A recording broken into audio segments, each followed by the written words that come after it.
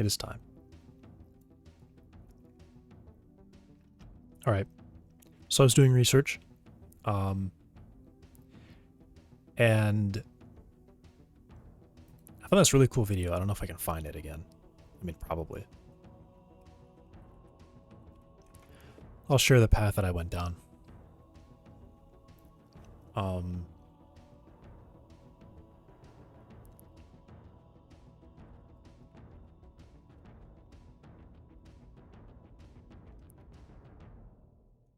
It would be this guy. So this thing is huge. You can see the chair there for reference of like what a person is next to this thing. These guys are in the background, so they're a little bit smaller, but they look smaller than they would if they're standing next to it. But this thing is actually still huge. Way bigger than what I'm making. But at some point, they get down here and this part. In the real world, in the real world, we're actually fortunate that there's air resistance and there's a lot more, there's part frictions, in a way. Fortunate for these forces that exist, and also fortunate that a steel beam is incredibly rigid even under high loads. And these joints have like huge bolts or whatever. I don't know what this is, but the joints have huge bolts, there's big clamps, they're really, really sturdy and super rigid. So there's basically no deflection happening. So if you set this motor to follow, at least in their case as well, they're even following an animation. They're not drawing a path or anything like that. They have an animation that's playing. But even with all this help, I want to see if I can find it. Also, I've got food, so I'm going to be eating. I'm just going to let this play, because I was watching it. And I think it's really cool. I'm just going to let this play out for me. Yeah.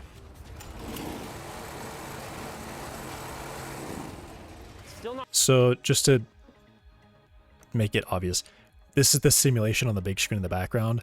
These motors are trying to match, and they're using servo motors. Well, okay, they're using hydraulics to push a spring or something they're using servos to manipulate a hydraulic thing. Not entirely sure how that works, but I know that they're using servos. Simulation's running in the background. These joints are trying to match that simulation. Not responsive enough. Not on the tibia, tarsus, or femur. No. Also, this was funny. They just follow the exact hexapod terminology for the leg. I combined the femur and the cosa into the same thing. So really the tibia acts as the femur in my case. And the cosa for me is the femur, or is what I'm calling the femur. I think the femur is what we need more of right now. I tripled the leg lift height. That's a lot better. Yep. Okay, double the femur. Heck, just go like 3 times more. That's walking. So what we're doing is we're turning up all the gains, so it's going to try about twice as hard as it did last time to try to keep up. The concern with this is if we go too high, the leg will basically rip itself apart because it'll start oscillating. As it sees an error, it'll try to overcompensate for it and basically overshoot, and that gets worse and worse and worse until the leg is basically going full speed forward, full speed back, full speed forward, full speed back, and doing nothing of what we're trying to get it to do. So that's exactly what I have happening. Except in their case, they're actually going pretty slow. And because they have super rigid stuff, their oscillations are definitely way less dramatic. But of course, with this big machine here, if you get an oscillation buildup, you gotta turn it off really fast, or you will actually just have a disaster.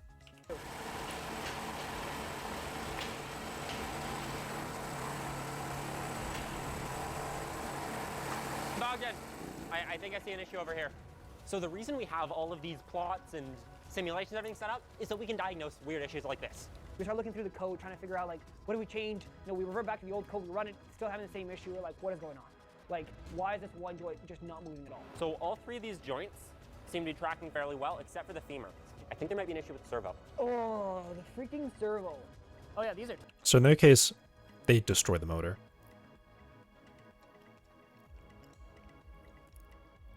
I don't exactly know how they destroyed it, or like what led to it being destroyed. But generally, I was also doing research on servos and what motors are, how these things work, and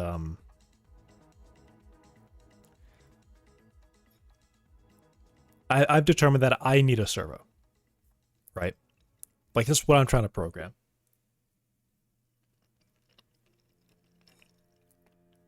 This video locked in for me because that's what they said is what they're using.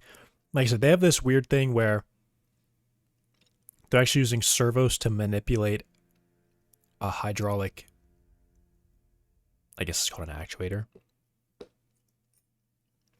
to pivot the thing on a hinge. So they're doing a little bit different. But generally, the thing that's reading in, the thing that's processing is the servo. So I was like, all right.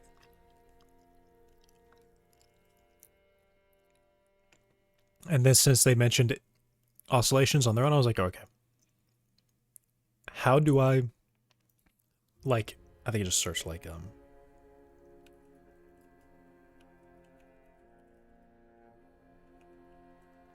I didn't search exactly this, but I was just searching for it. The term of this is called hunting, where it will oscillate back and forth at the target. That's not it. But here, they end up saying PID tuning.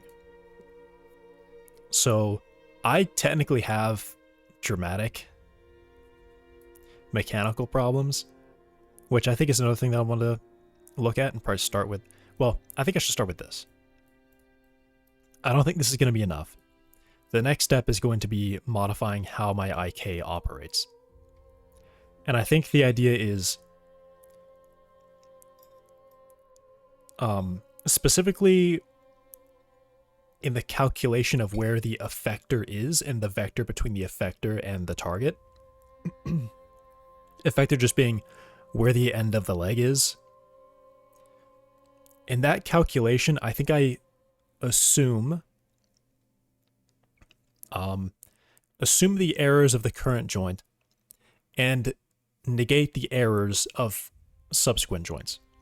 So if I'm working on the femur, which in this case is the equivalent to the costa for me, or on the actual mechanical structure of a hexapod leg,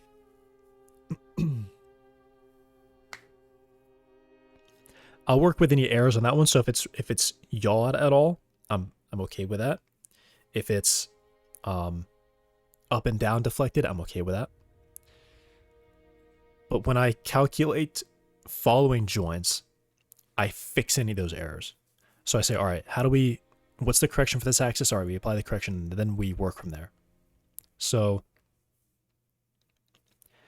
essentially this means that when the femur is coming around, or the coast or whatever is coming around, and the leg deflects, the femur is not going to say, oh, okay, let's go over here now and make it worse, right? And then come back and like we end up with this crazy oscillation happening.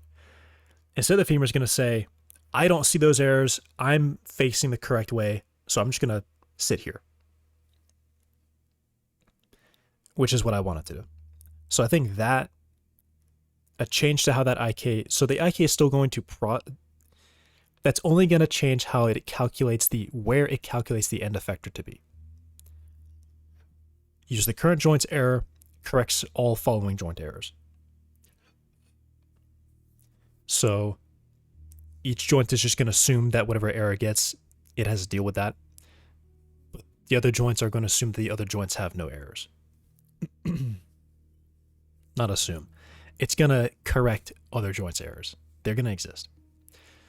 So that the input has some error, the output's going to have that same error, but the femur, the costa, is not going to swivel to, because like, oh, hey, this leg is deflected really hard, I can fix that by rotating here. It's not, it should not do that. It should not do that. If it has an error, okay, we can fix for that, and that's going to be fine, because that error is going to stabilize really quickly over time. But in addition to that, I think that's going to essentially negate a substantial amount of the mechanical error. Then I think I need this, which is going to handle small errors that are just oscillations, small errors on individual joints. So what I found is essentially use this PID controller, which stands for it's at the top. Proportional integral derivative controller. So the proportional part is I'm at 1 degree, I want to be at 2 degrees, my error is +1. Integral is here's how my errors have changed over time, or here's the running total of my errors. And then derivative is how is my error changing over time? Is my error decreasing? Is my error increasing? So I think these two parts, I think it was like the integral part is something that you kind of mess with last. Derivative and proportional are going to be really important. It's effectively a spring damping system on its own. So if it overshoots, that overshoot is going to be handled by these two terms to... Actually, I think there's an animation too. The integral actually really kills overshoots. That really helps with overshoots. And then derivative is for... I don't know. Either way, all these work together. There's a nice animation somewhere down here. It's like near the bottom. But then actually there's a ton of pseudocode as well.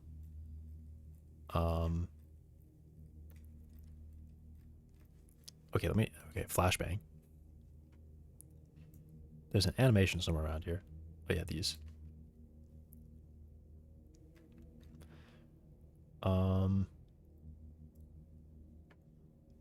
Not that one. Not this one. Not this one. Where is it? Is it on this one?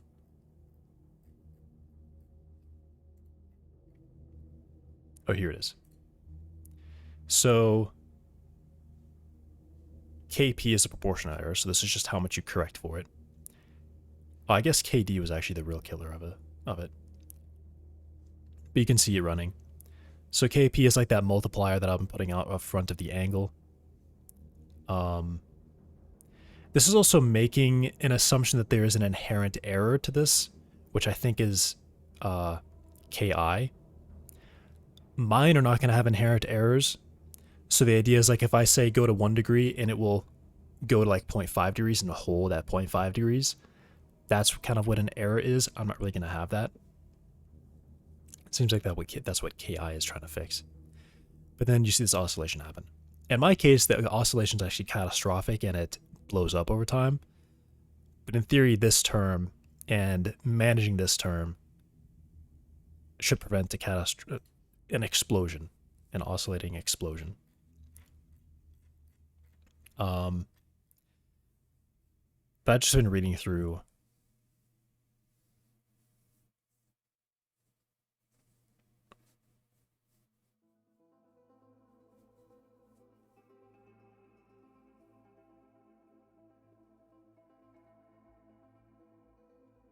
cascading. Interesting. But they just have like straight up pseudocode here. And then they go into this alternate formula.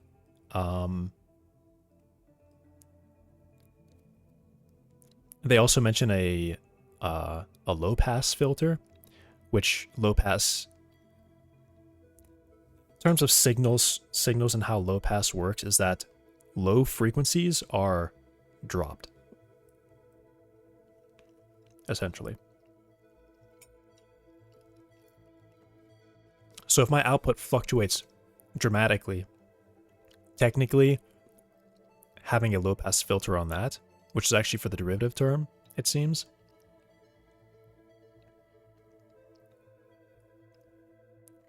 does this effect essentially. So the green line is the output, and obviously this is like, this is probably borderline catastrophic, I think, for that kind of output, for a signal going from 0 to like 0.6, I guess, or 7. From 0.7, you just have this huge fluctuation that takes a long time to die off. And also this red line is the measure. That's pretty bad, right? Definitely prefer to look like this.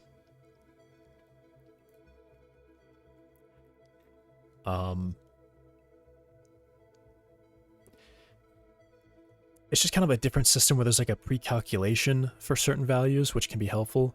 At least in terms of like efficiency of the program. This is as simple as it can be.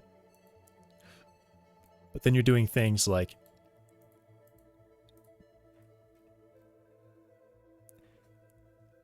or maybe not, I don't know. Maybe I should read more about exactly what this is, but I think I can probably use this one over that one. This is simplest. I think this one may be easier because this is a pre-calculation of a bunch of constants. In my case, I know what these constants are. So this would just be 1 multiplied, 2 multiplies, 3 multiplies, and then adding the output, I guess. I don't know if this is really better, but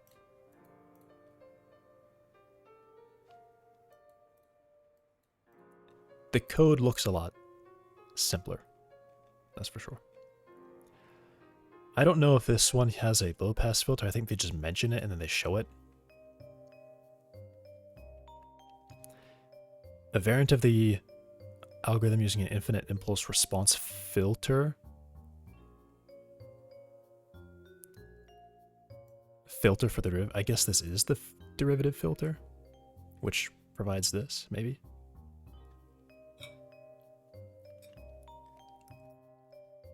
I'm going to start with the IK, though. I think I'll start with the IK. Hopefully I see an improvement. I was also just researching simple things like what's torque. I'm trying to see if I can get a better intuition for it.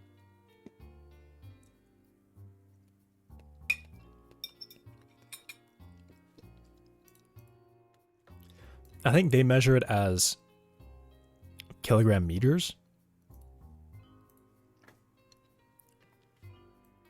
which is actually a really large measurement of it.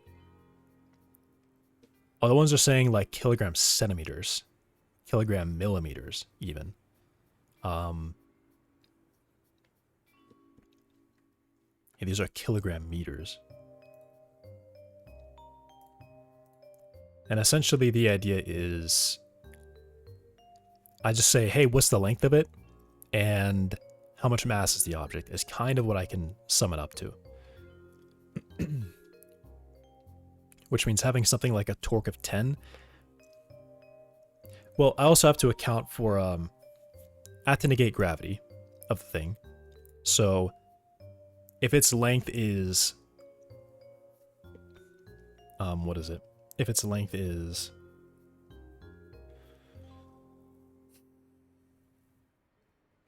also saying acceleration of gravity as well, acceleration caused by gravity.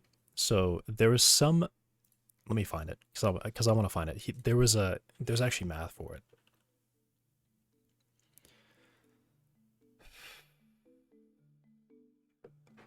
I'm just gonna pull it from my history.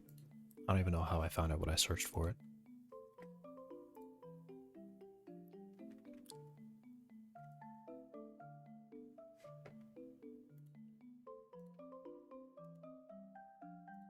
Okay, got it.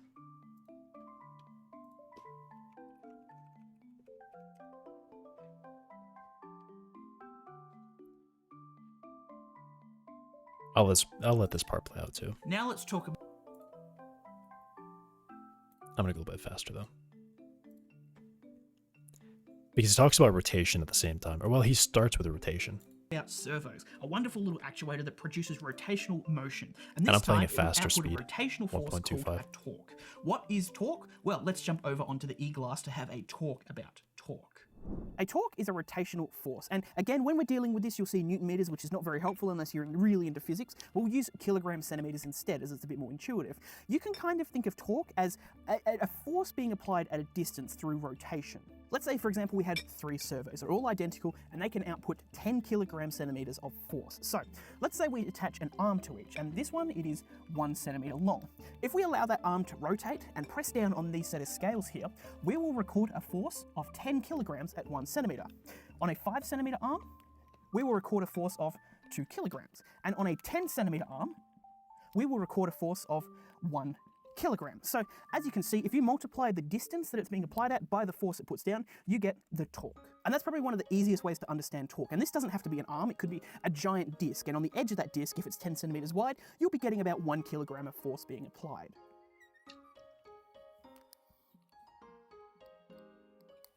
Skip ahead, I think.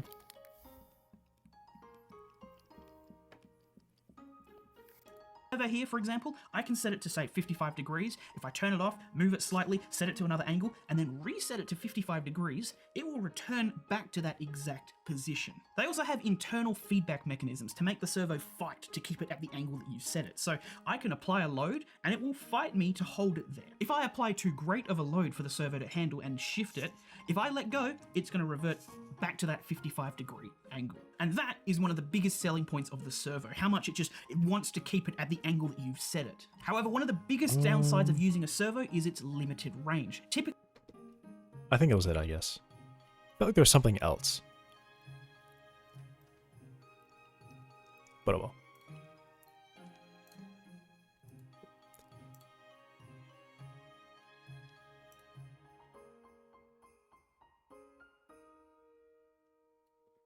Right. So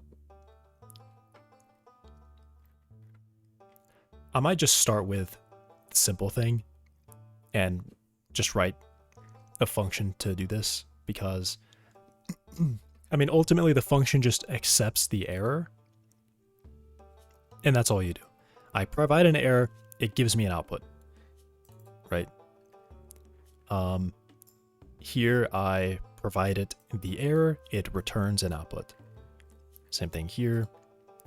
I also have you have the constants, of course.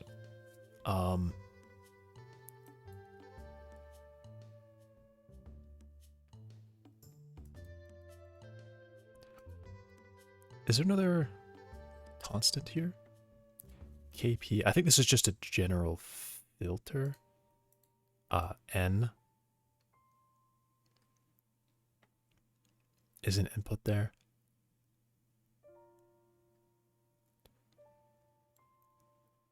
I was going to say 2 times tau. What are you talking about? Tau is a variable.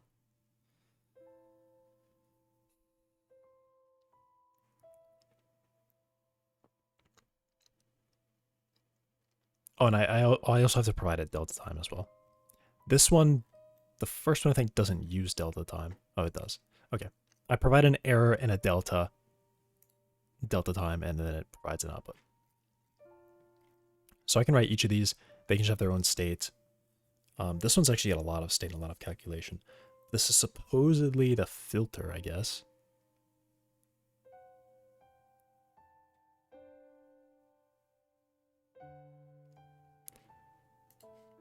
All right, well, I'll be right back.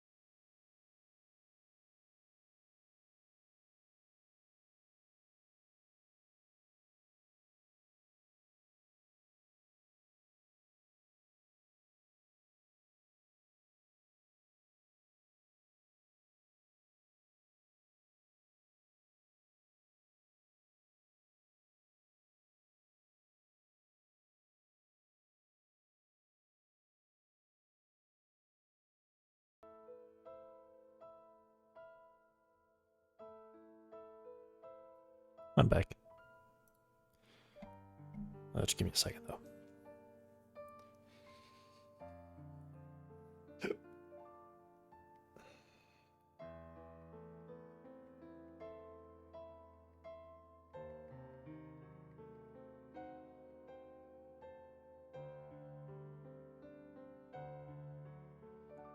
All right.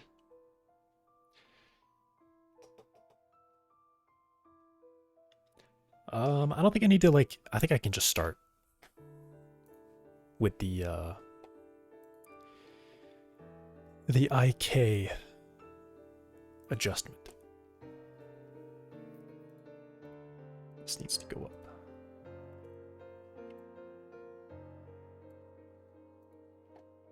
Also, my neck is feeling weird. Like back here. Feels like I've hurt it. Oh. Yeah, moving my arm just now like that hurt. So I'm standing, maybe that'll help. I can only assume it has something to do with me sitting down as much as I am. Though I was actually active recently, so I could have actually injured myself. In which case, more motion would actually make it worse. So, who knows? It's not a sore feeling, so maybe that means it's probably the thing that I need to take easy. Okay. So good for me. I have my own IK, so I can just go in there and I can just change it. Though this one needs a function. So get in the bone global pose. I think essentially the way that I probably do this is I work backwards. Correcting parent rotations, offsets, things like that. And then once I reach a bone ID that I don't care about anymore, then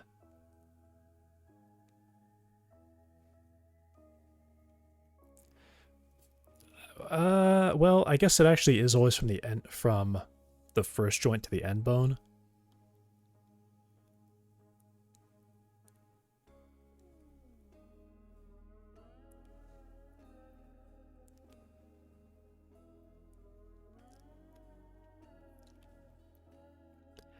I may be able to calculate it in place. So I know that I'm starting with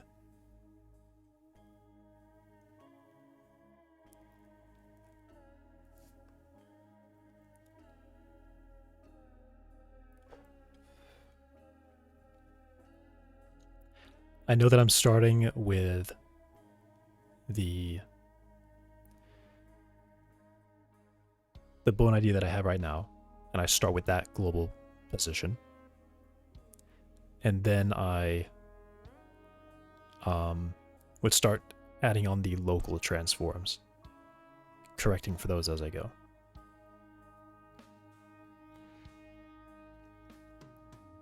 So there's a limit rotation. I think I may want to... I could make this a... whoa, its own function, because this, well, I mean, okay, the idea is the same. I take the rest pose axis, that's my target, and then I take my rotated axis, or I just take what the real axis is, and I say, all right, what rotation do I make to fix that? And then I fix that. And then I use that rotation and the offset.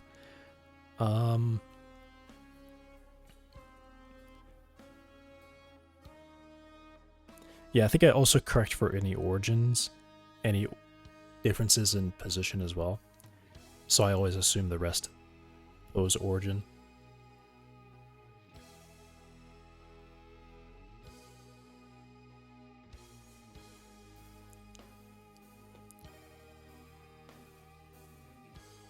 Yeah, let me make that a function.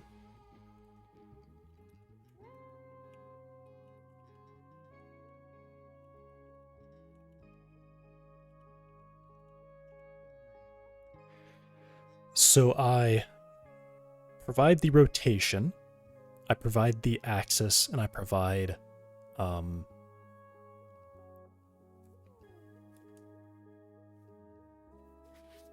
actually, yeah, I think the only input is the rotation and the axis. And the other two are based entirely on that.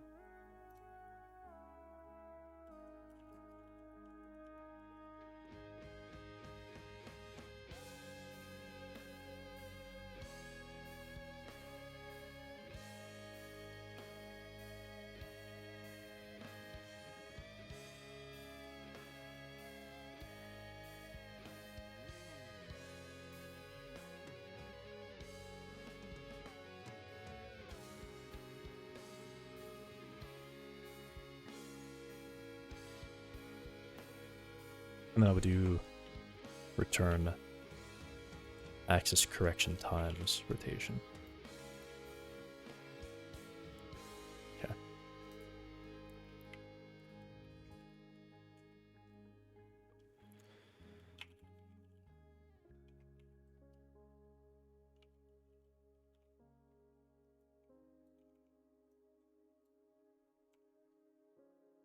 All right, essentially just 2 lines of code.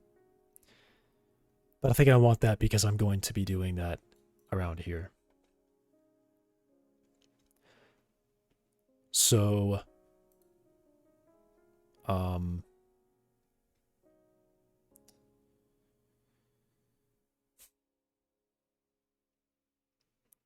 I'm just going to write it in place. It seems like doing this in place might just be easier. So to start, I'll just do that.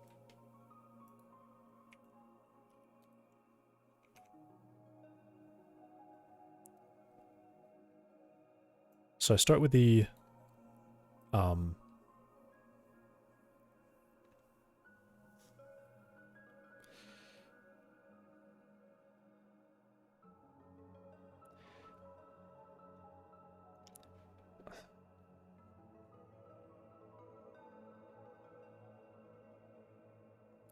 well, yeah, I guess I'm actually looking for a... I'm not looking for this at all.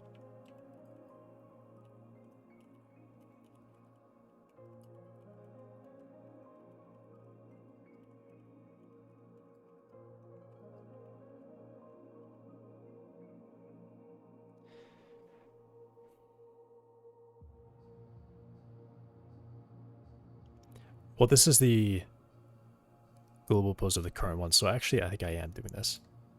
End bone position.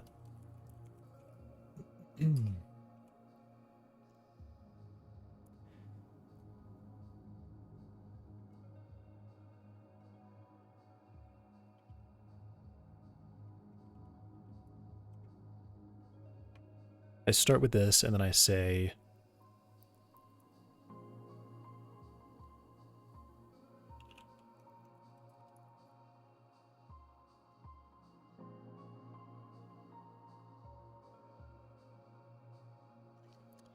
I'll make it a function. I'll just make it a function.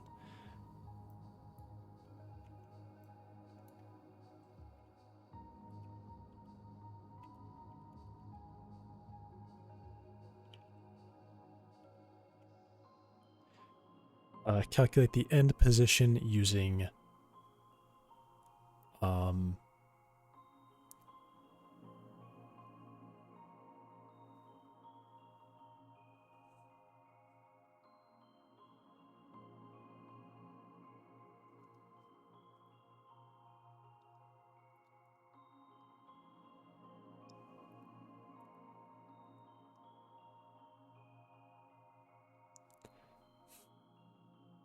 yeah, I think what I want to say is I want to say the current joint, this transform, and that's actually it.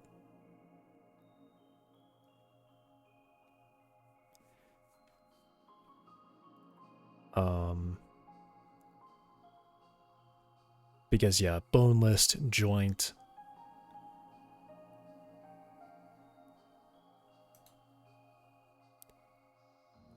I guess I can say the end bone. so I don't have to keep recalculating it.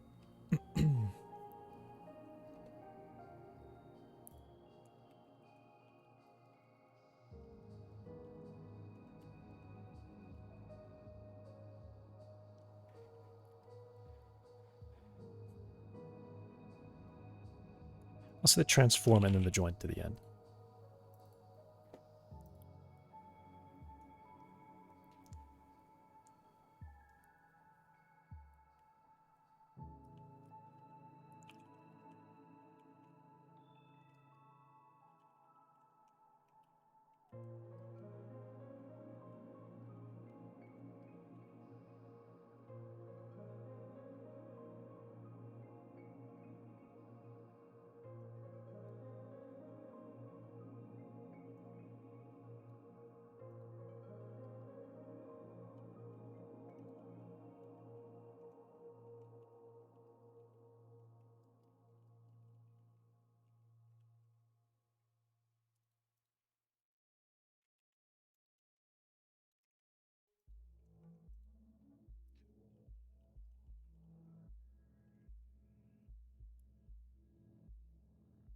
Yeah.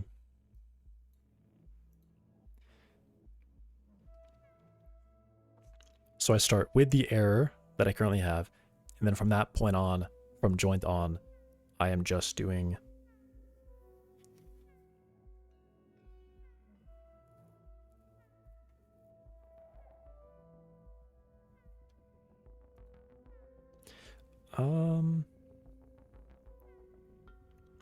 well, maybe I just say joint plus 1.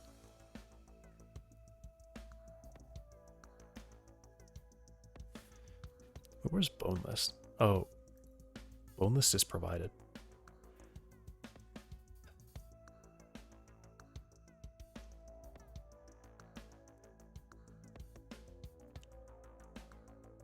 Okay.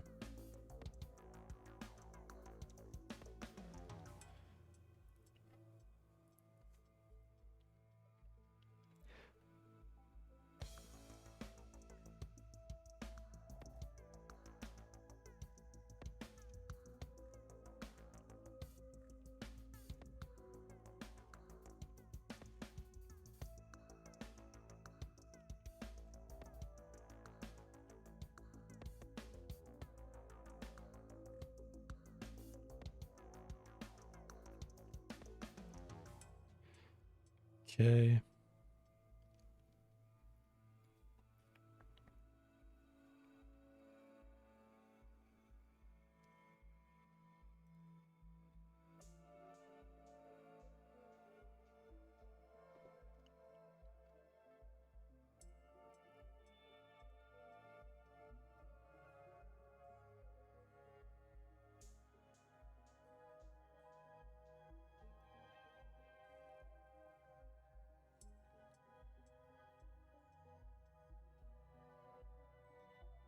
I guess the last step would be to say some kind of transform times the end bone offset.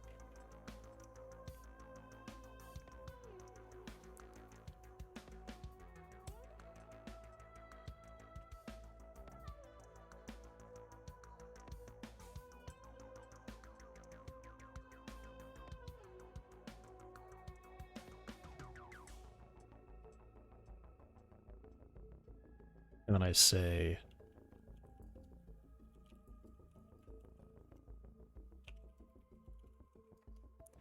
from joint to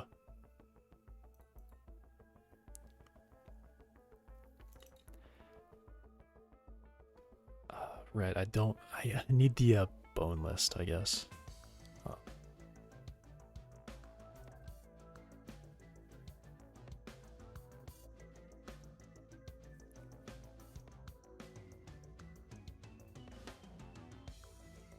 I mean, yeah, I have to have the bone list.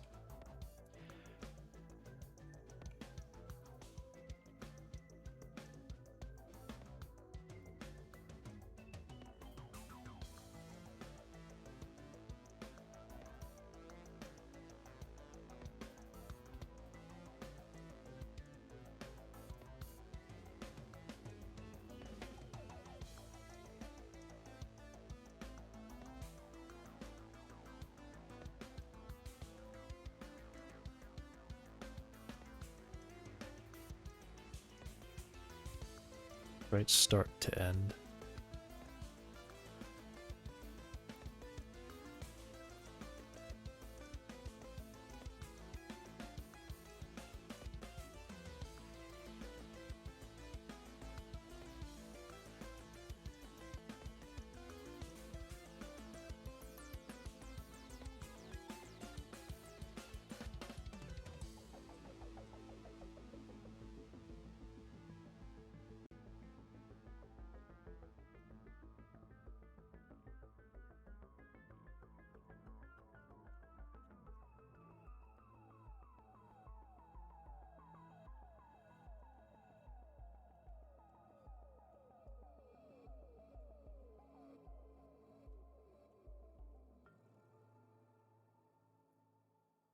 We break early if we reach the end bone, because we already have the offset.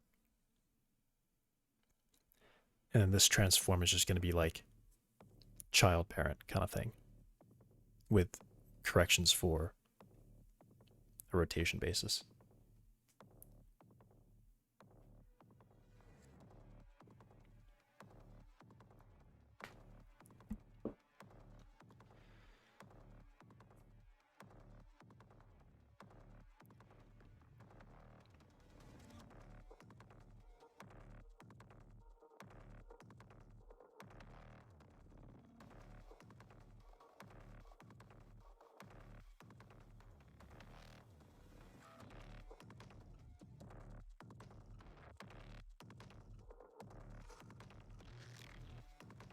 Um,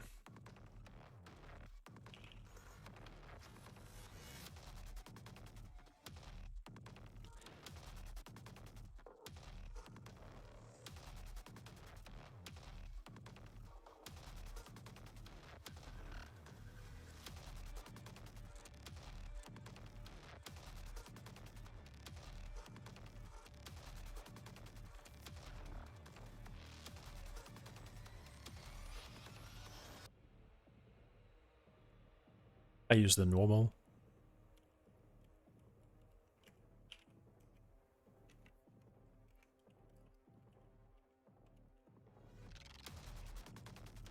I need to have the whole thing.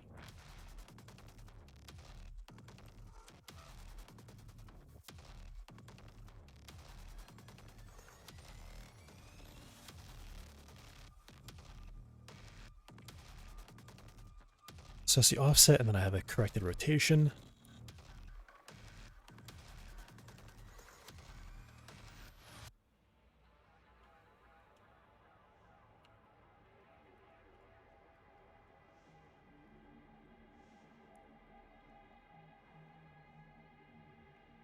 I should just make it a basis. Restrict to axis. The rotation will be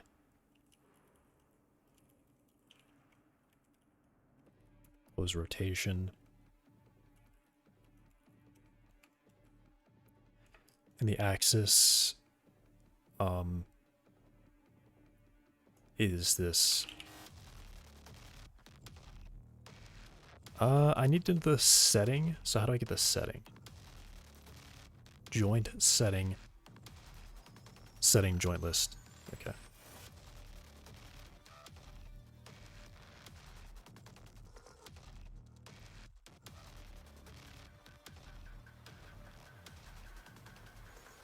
And why not happy about that? Setting is not defined. Of course. Just passing so many things. Can I not simplify it at all?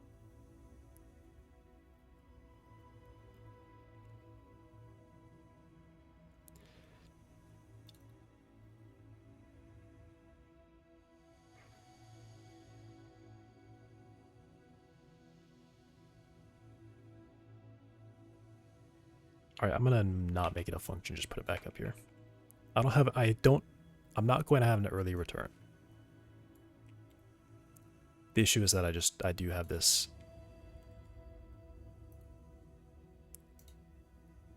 slight nesting thing.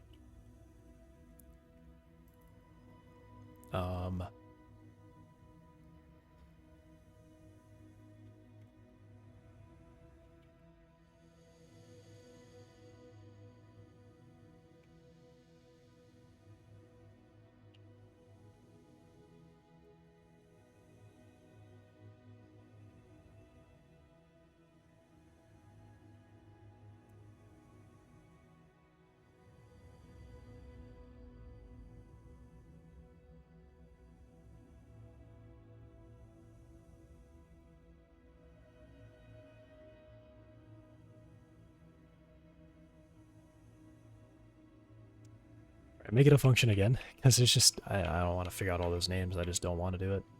I will just add more. So let's give the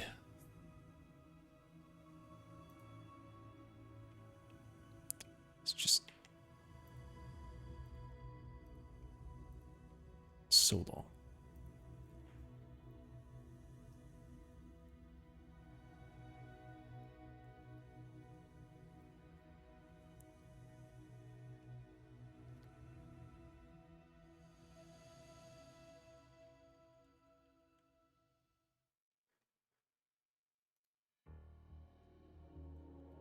I need the whole list.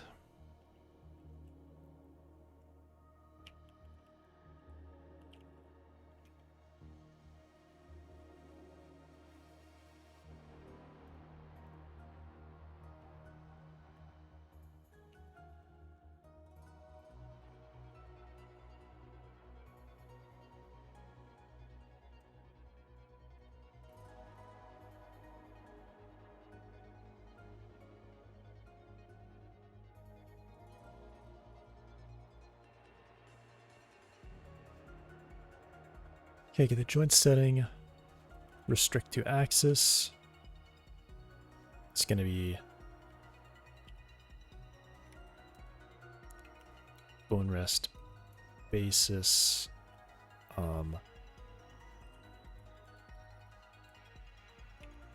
Rotation axis, right?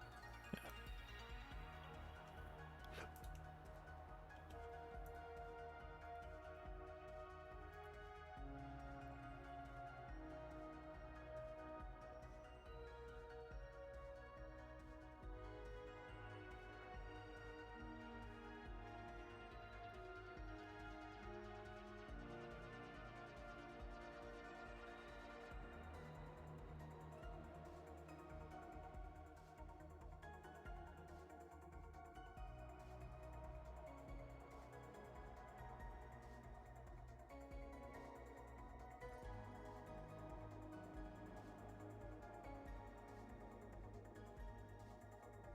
Okay, so I take that rotation, I fix it to the axis, and then now I have the offset and the rotation. So then I say, whoa, transform will be equal to its parent child. Right, and this is the parent, so I can actually just do just run multiply, create a transform.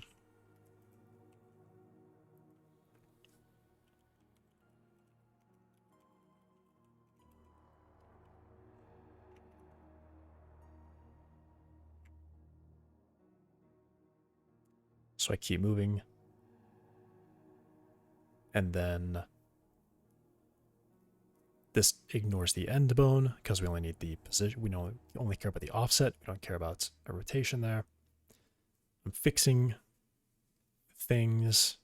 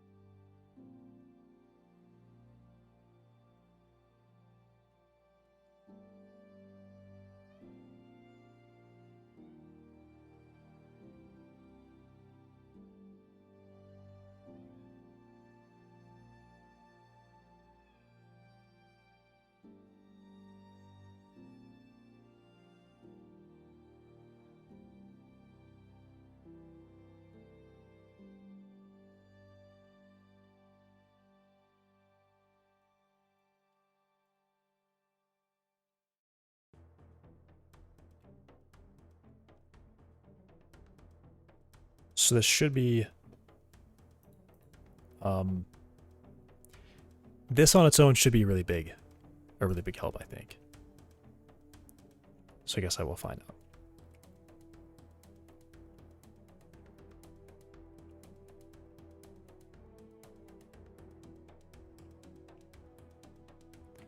And I guess I can turn off the printing.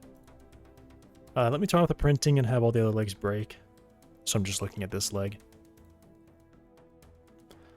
Hopefully I still have that code. Great. So I just break all the other ones. And then I'm going to turn off the printing. So I can just see what I can just see.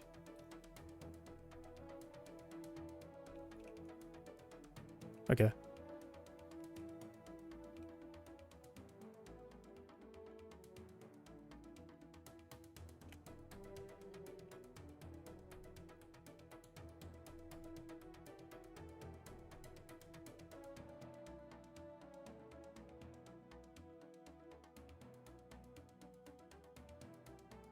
There's something interesting happen where this is the target and this is the IK result.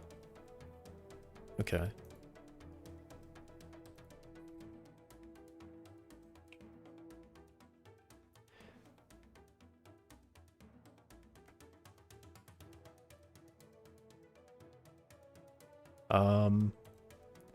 But let me see if I can't just put like a correction amount, right? I want to see if I can just do that. So the IK modifier, I'm just going to put an export on here. Just a temporary thing.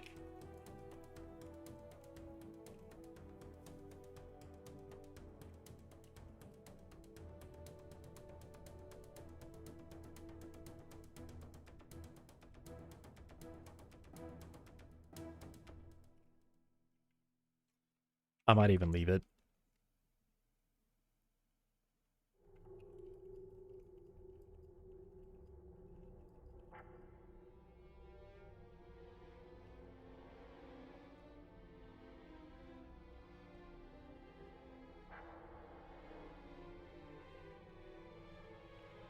I could even make it like a multiplier. So if I say 0.5 and I say, all right, use 0.5 of the next joint error, multiply by 0.5, or essentially multiply it by itself. And then I say, all right, now for that joint, use 25% of the error, or correct for the error 25% of the amount. That kind of thing. I could even do that.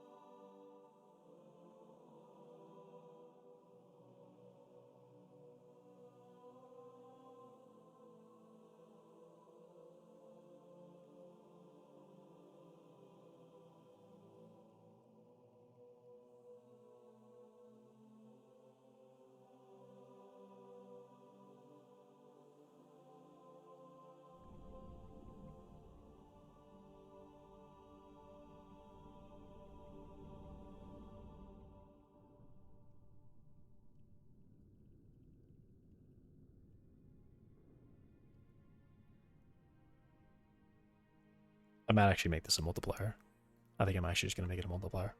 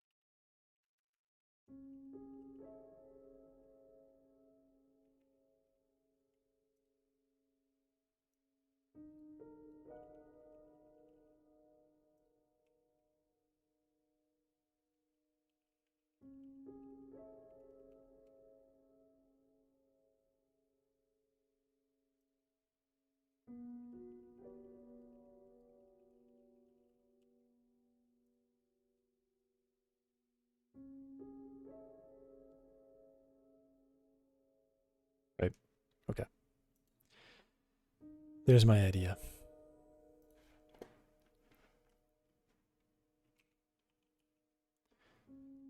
So, I guess I can just change it here. Reset to 1. So I just want to see it start going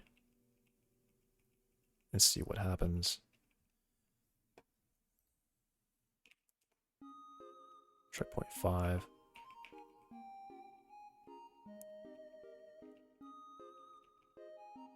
Because it's more like when I see the IK doing this thing,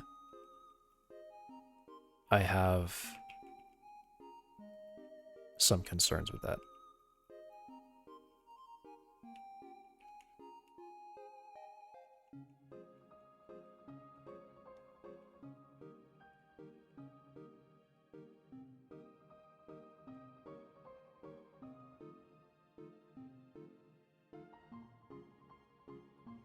It does look a little bit better though.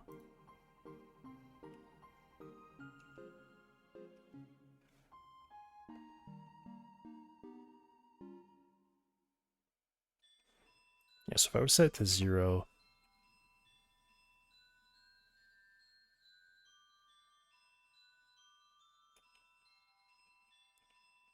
the IK looks how I want it to look. I said 0.2. Really want to bring it as high as I can without making it swing too much, but still, because this will help once it gets close to its target. Yeah, because right now it seems like it's still swinging back the wrong way.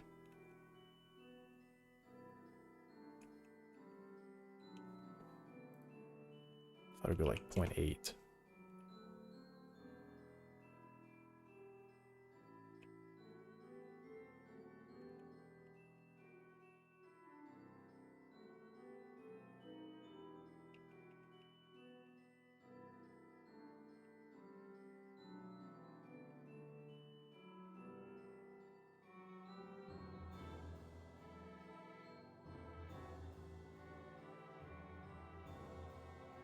I don't understand like why here it.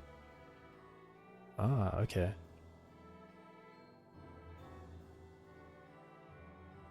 All right. Let me see the readouts now for the femur.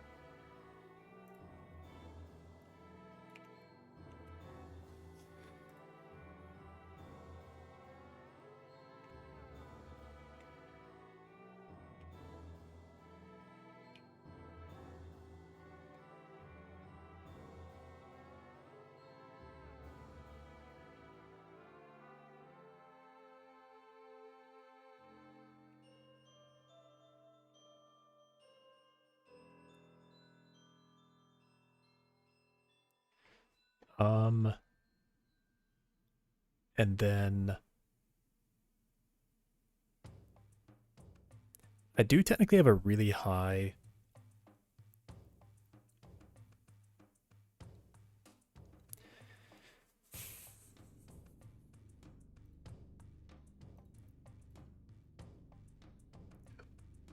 at the moment. This is like that, or this division by delta here is essentially that multiplier term to the proportional error. So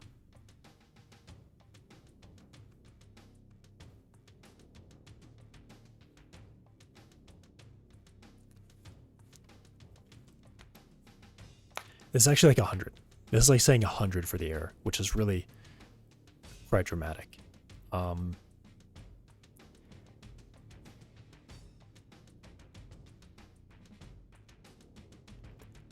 I know that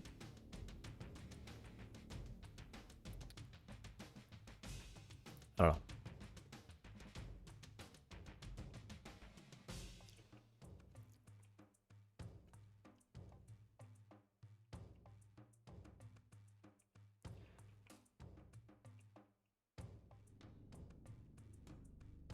Why is it steady right now? Oh, the angle's actually really low.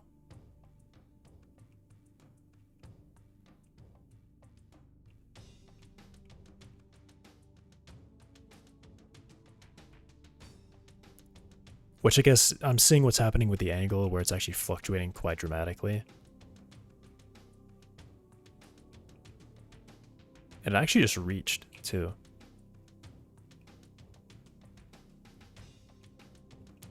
So this, it looks like what I've done already is like pretty good.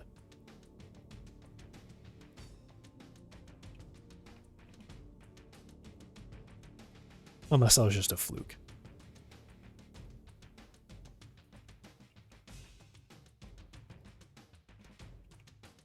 See, I'm surprised that the angle is still positive right now. Okay, I think at this point it's pretty clear my math must be wrong about the calculation for this end bone position. Because that now doesn't make any sense. There's no way it should keep going that way. Because the IK target is like way back there and it's like, oh yeah, we gotta keep rotating this way. There's no way that's correct.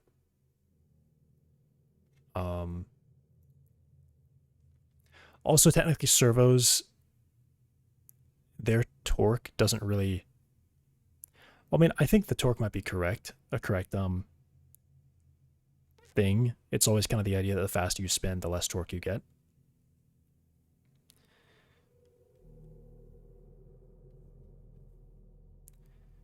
But it's actually a really high torque at low speed.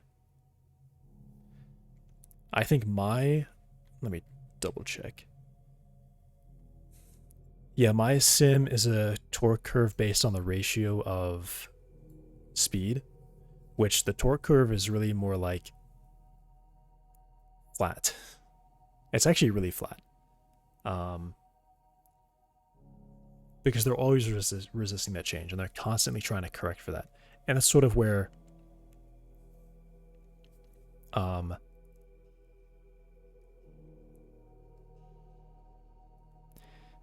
servos are essentially a DC motor with a controller that tells it to rotate in a positive or negative direction. And then there's like a gear chain that converts the high speed into a low speed, low torque into a low speed, high torque. And plus just the gears existing there add a lot of friction. So it's probably incorrect for me to drop off the torque, and instead it should probably just be a constant force all the time.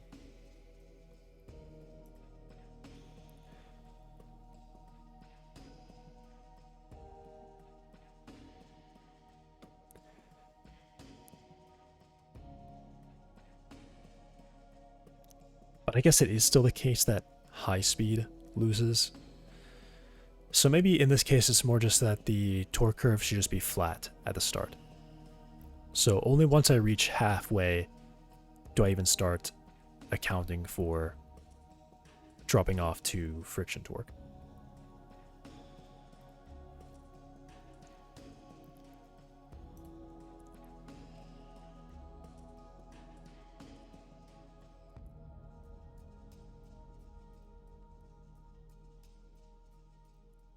So yeah, let me just say that.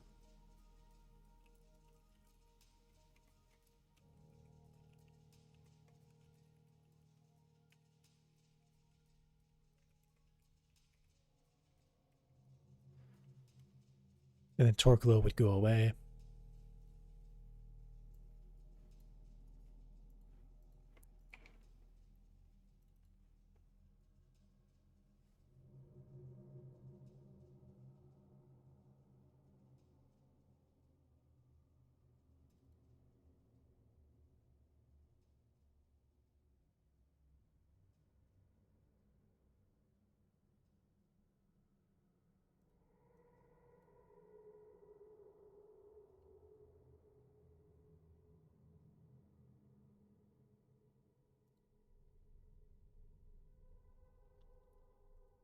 And before I do this, just gonna make sure that I have these all open so I can change them. And also, I think that my torque might actually be too high. If these are Newton meters, the longest segment is like 1.7 meters, and it's like a kilogram. I kind of just need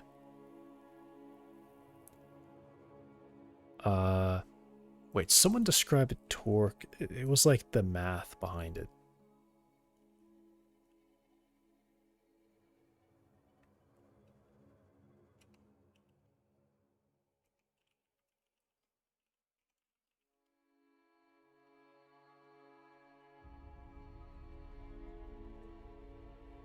I think it was called kilogram force.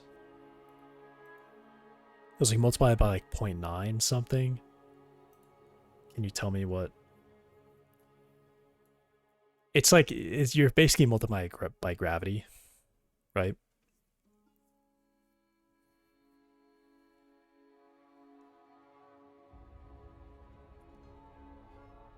So if I have a kilogram at, and this is just centimeter, this is just direct. So if I have a 2 kilogram mass, that's basically 2 meters. I multiply that by 9.8. So actually, maybe that is what I should do then, huh? It's kind of what I'm thinking of, isn't it? So I open this and look at the body. 1.3.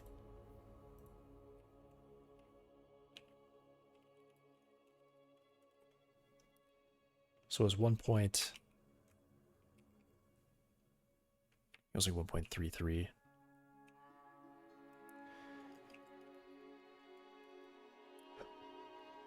Um, 1.3 at 1.7.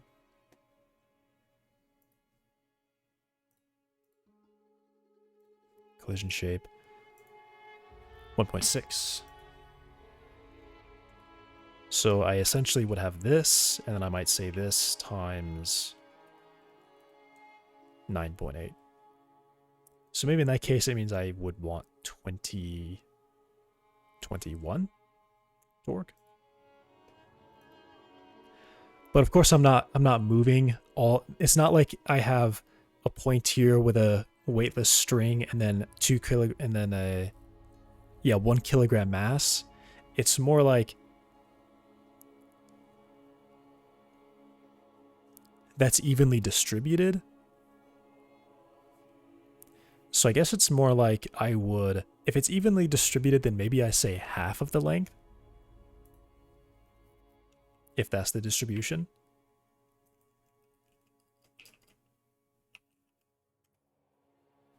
So then I guess in that case that says the minimum amount of force that I need for this is 10.5. Right? I'll go with that.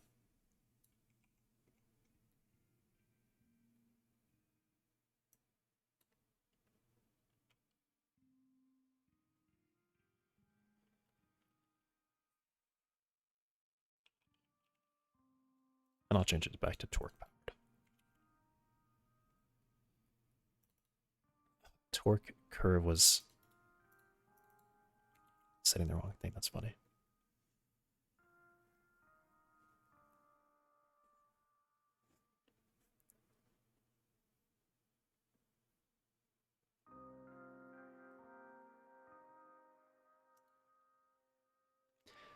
And then I guess this is more about the internal speed.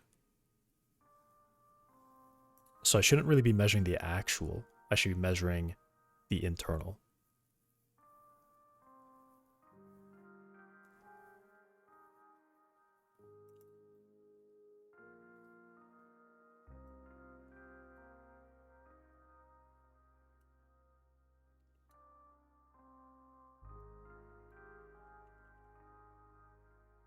So yeah, I'll actually measure motor velocity for that instead.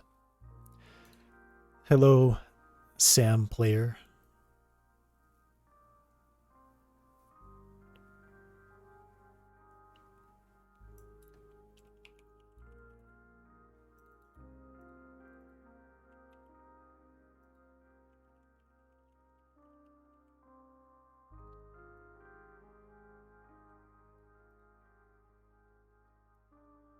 Alright, so that should be something. How am I? I'm alright. I'm working on this thing, making it improving how it moves its legs to match a target. This one, it's effectively responsible for the entire mass of the leg. I have a single leg mass of 2.1. And if I assume, I guess I can just add all the lengths together, divide by 2. I could figure out what probably things should be.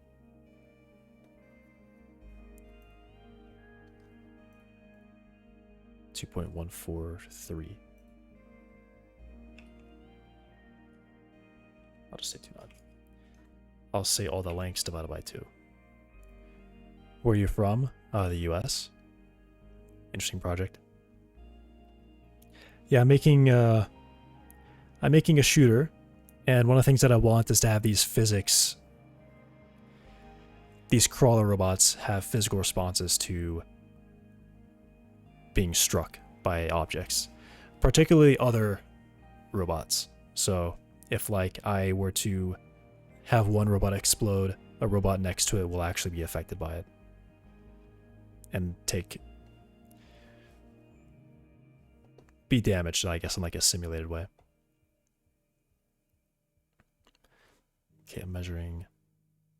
I think I just hit the sensitivity button. I'm not sure. Okay, I definitely did. Okay. 0.73. Wait. Got that one. 0.31.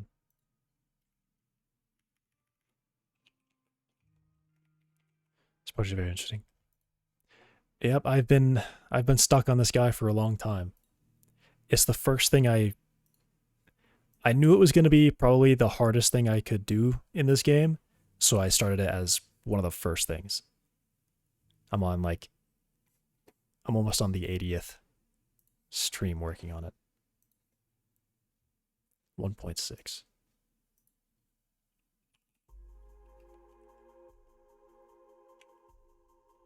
And then I would do that by 9.8. Okay, so it says I probably only need 27. And that's not even the true amount of it either.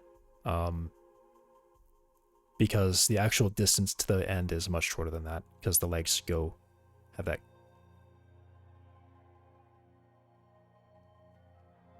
They do the thing. See if you can help with web programmers. What do you mean, let's see if you can help with web programmers? I'm doing my own thing. I don't want to help someone else. I had someone before show up and just, like, straight up write out a prompt for an LLM and then said, I would rather ask a person and not an LLM. And I'm like, this dude just gave me an LLM prompt.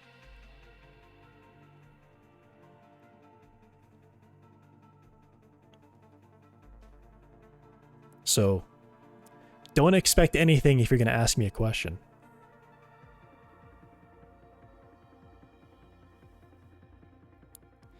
.27.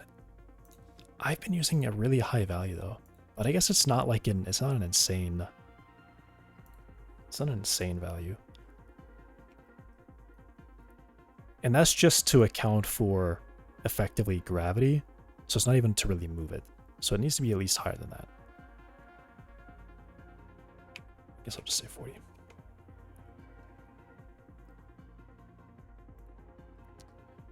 Should be doing it from here. Whoops, I didn't mean to hit that. It just happens. I think that time I actually did hit the sensitivity thing. But then I'm like, something happens and I forget how sensitive the mouse is. 40. I'll just measure this one the same way. So it's gonna be, yeah, I can't. 0.57.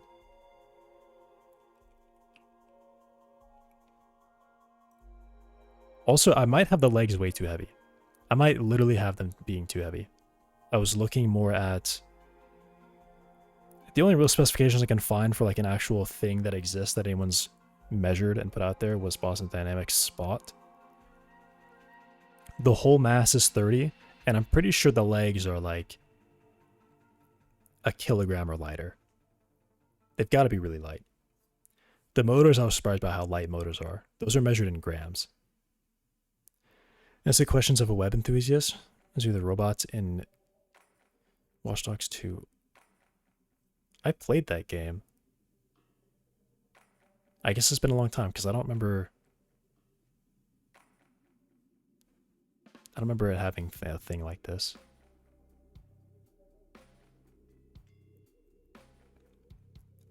Yeah, my legs are like 2 kilograms, which might just be way too heavy.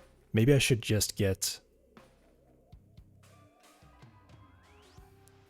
How much does a gallon of water weigh?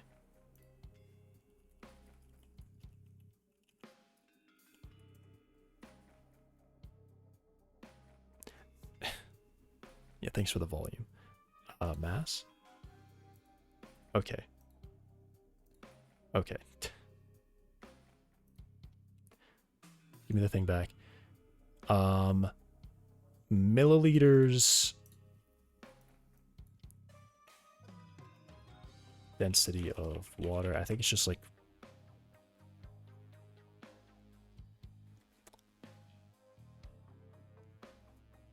roughly 1 per milliliter. So that's 3 kilograms.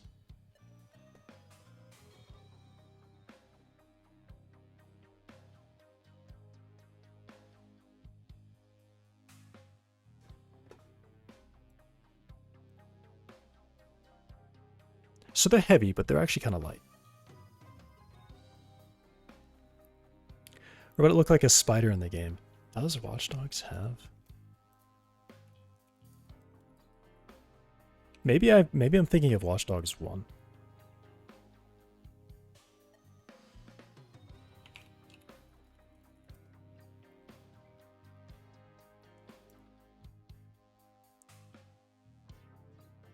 I'm thinking of Watch Dogs 1.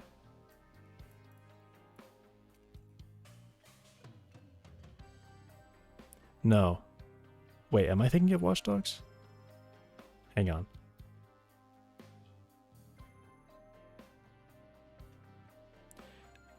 I think I've gotten confused about this before. I think there's another game that I've played that's just really similar to Watch Dogs, the first game, and I get them mixed up.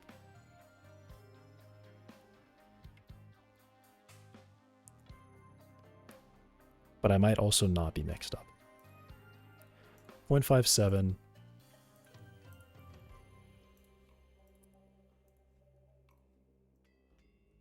.331.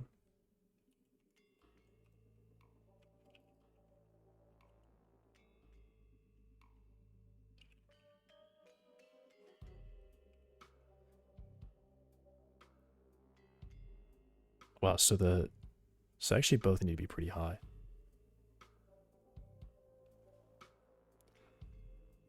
So some maybe needs 20. That's a lot higher than what I had it at.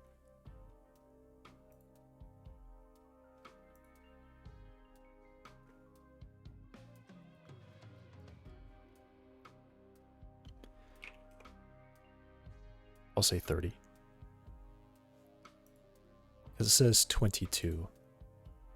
And I think I measured that 7 was enough for it to lift, or 8 was enough for it to lift. And then the last one. 10. So I'll say 12. I'll say 15.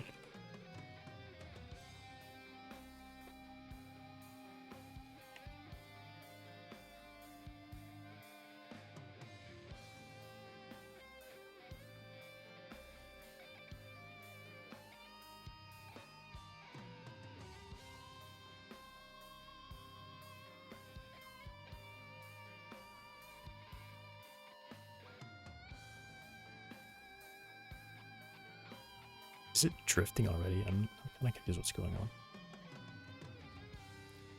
The robot will be beautiful. I hope so. I'm really spending a lot of time on it. You speak English so fast I didn't understand what your response to my mission was. Can you answer the question if someone's interested in web programming and help them? Did you even ask the question? You can ask the question. I just may not answer. I did... Why is torque low?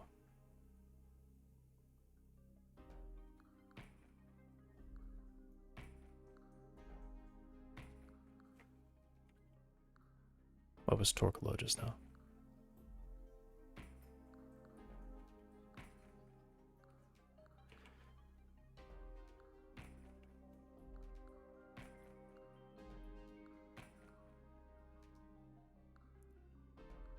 It's like not even really taking a step though.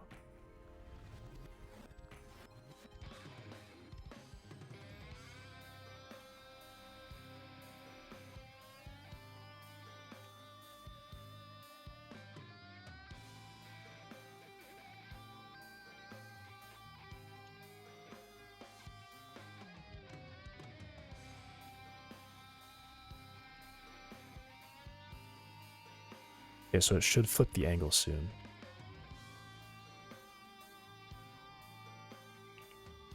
Oh yeah, I'm thinking that on my...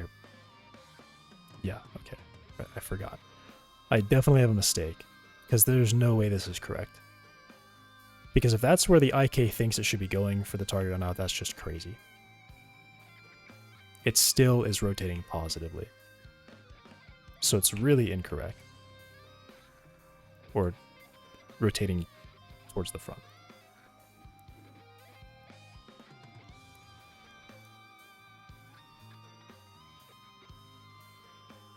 So I can actually render where I think it is. Or I guess I can just log it every time.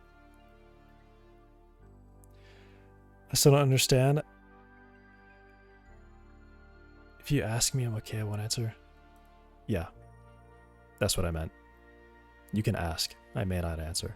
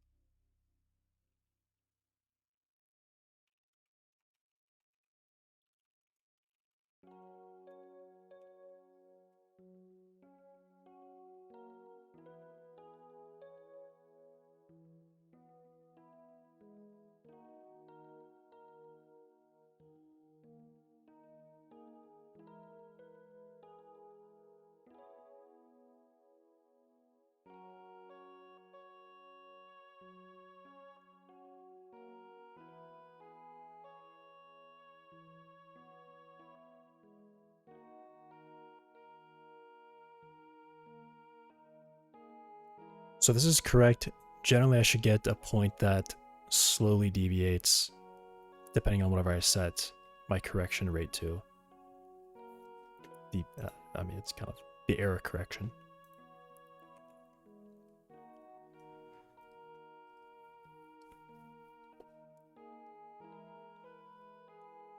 And then since I'm printing it out, then I can see.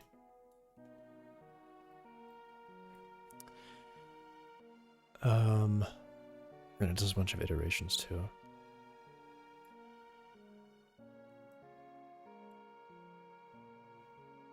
Okay, so these values are kind of doing what I expect them to do then.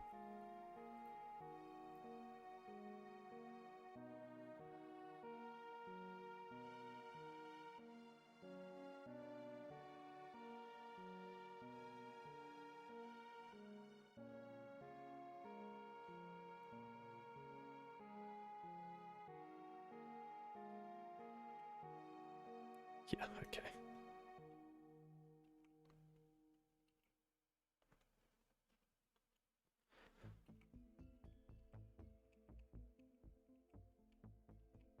Want to wait till it gets...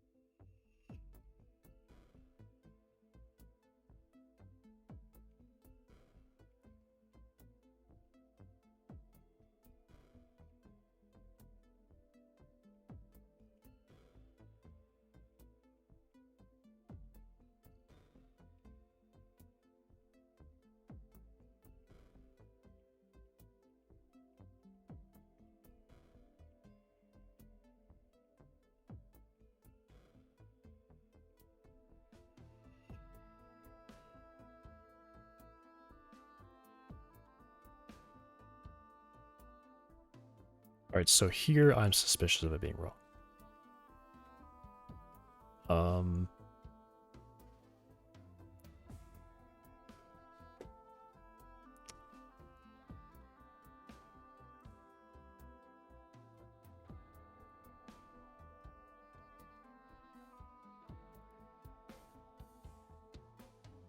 Can I...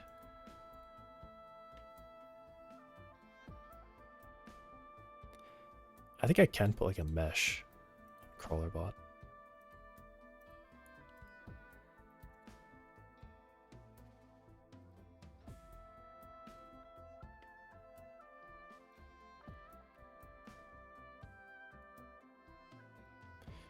Really?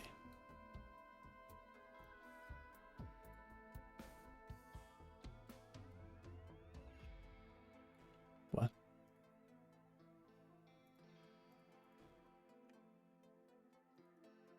And then I can't delete it? Okay, so what's the point of that?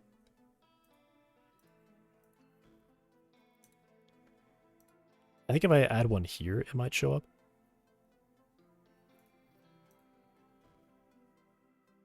Maybe.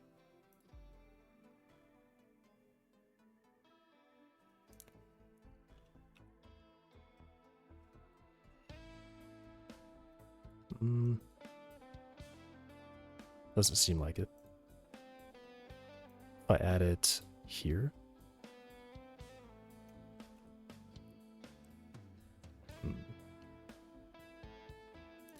Can we try this again?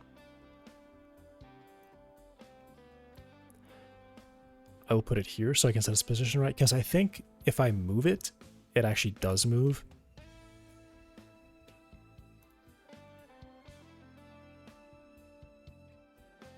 So I think here I'll be able to see that. Yeah, so at this point I think there's a mistake.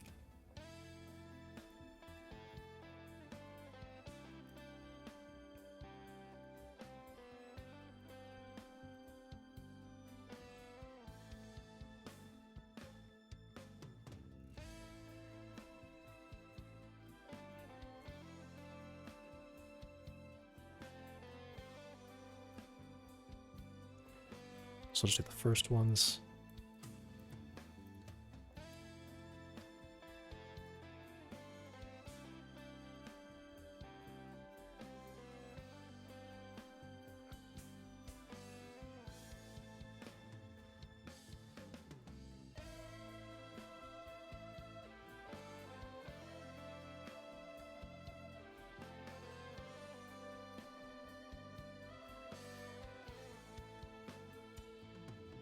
I'm not sure if the material will do what I want it to do. Yeah.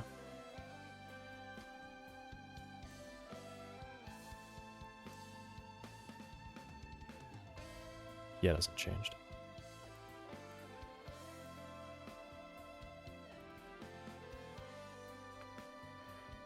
Alright, so this is what I think the end bone is. Which, I mean, actually looks correct. Well, this is the one that should have the least corrections applied to it.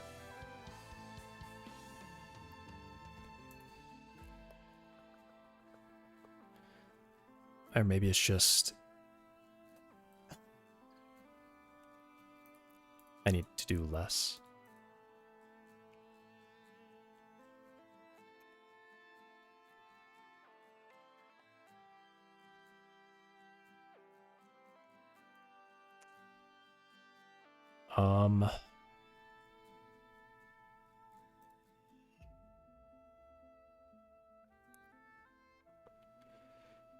Where's this green mesh?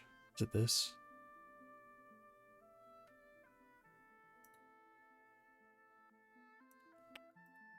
Yeah, whatever. Hey, I mean, I have to save, I have to restart it to get this material to work.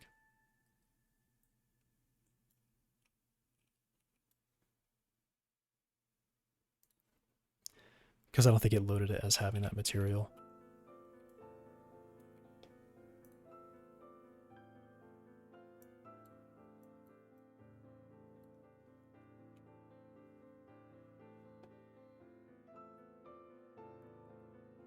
So joint 2 should basically be exactly where it is. Exactly where it really is.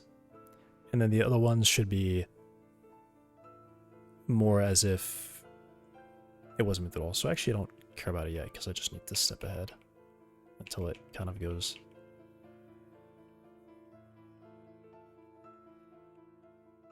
In a bad way.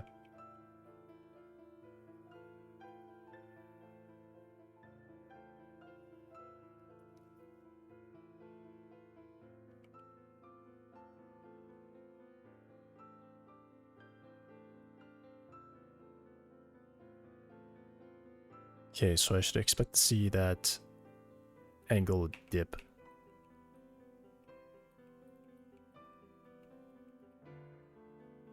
Okay, that time it actually did kind of do it correctly though.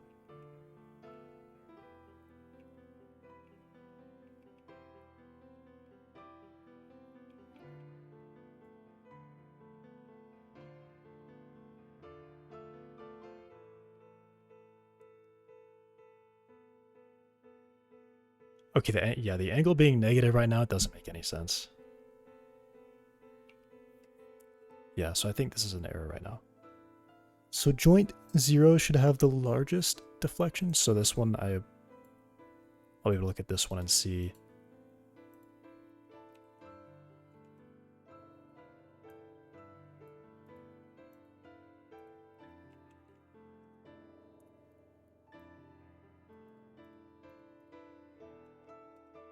Where it's thinking it is, and I can like not even really see that.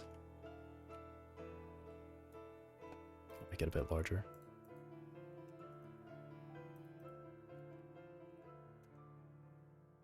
Still can't see it.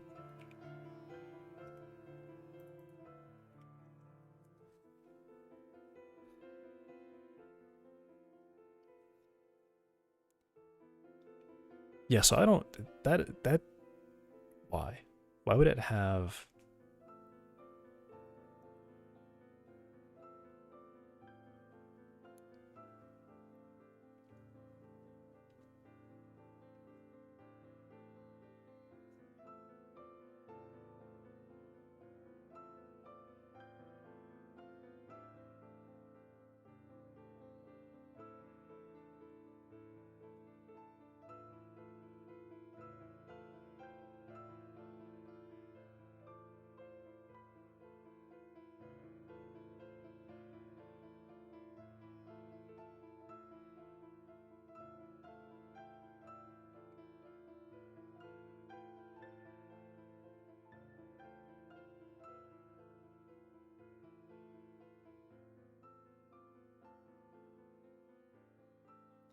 And it just increased.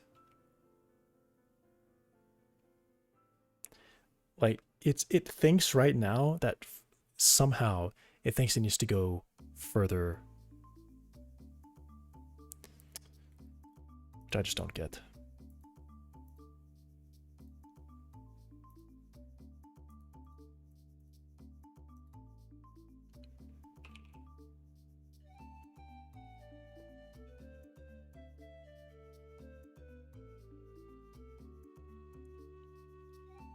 Thinks it's even worse now. What? How does this make any sense?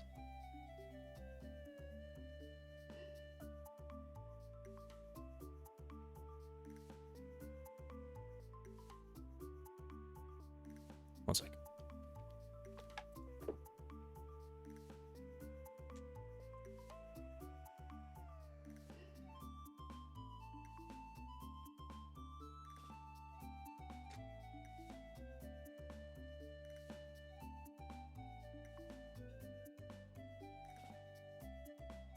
It's getting too hot.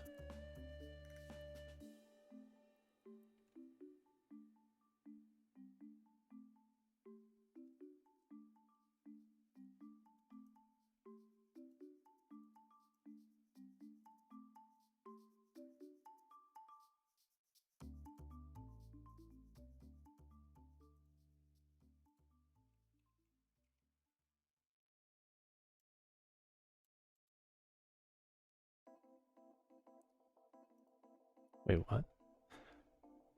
That's just not what I copied. What just happened?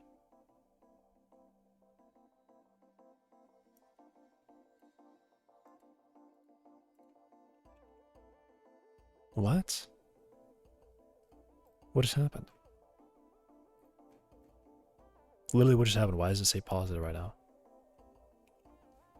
Can you not do that? Did it just make stuff up? I feel like it just literally made something up. That's crazy. What was that? What was that?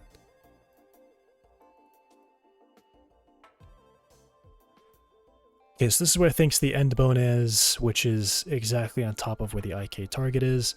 So how does that make any sense?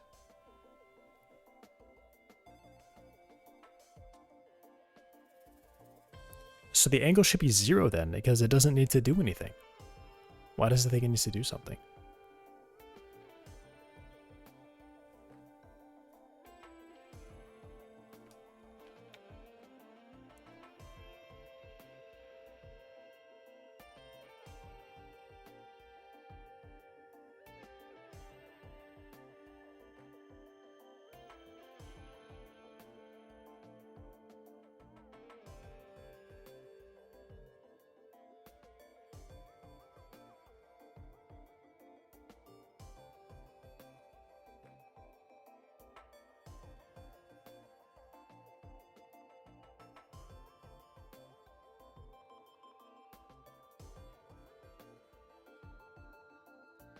This first one, look at this first one. Joint 2 means it's the tarsus joint. Joint 0 is the femur joint.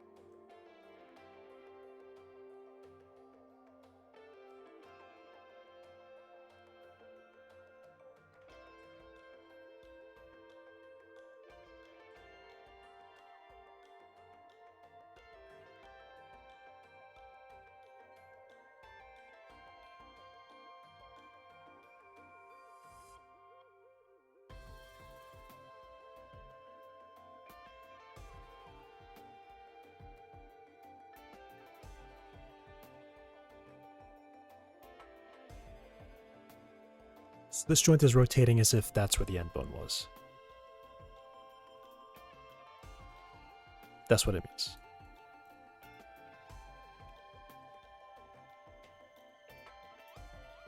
So again, why is this one...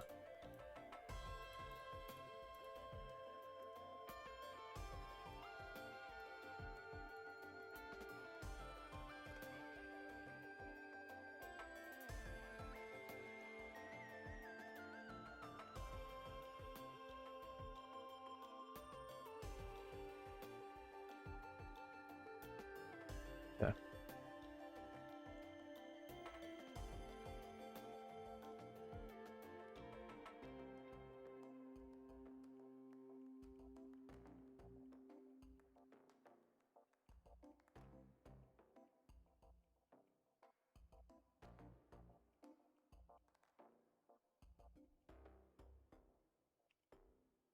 Yeah, see why is it leading here?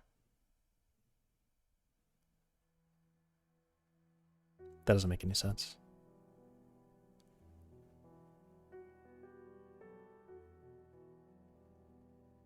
Like how does that, how is the femur targeting that?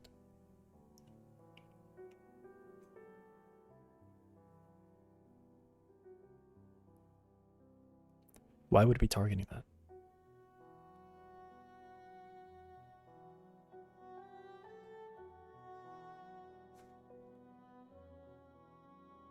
Okay, so joint 0 is where the femur thinks it is.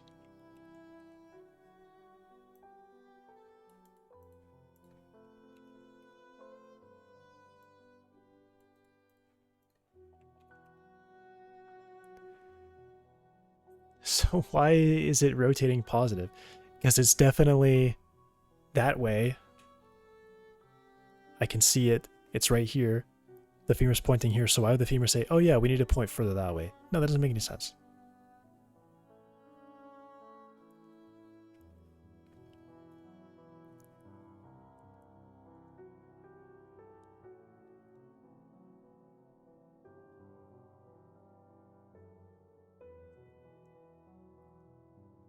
Because even the output of this is like... So I think my end position calculation is correct. It's just that it's now definitely wrong.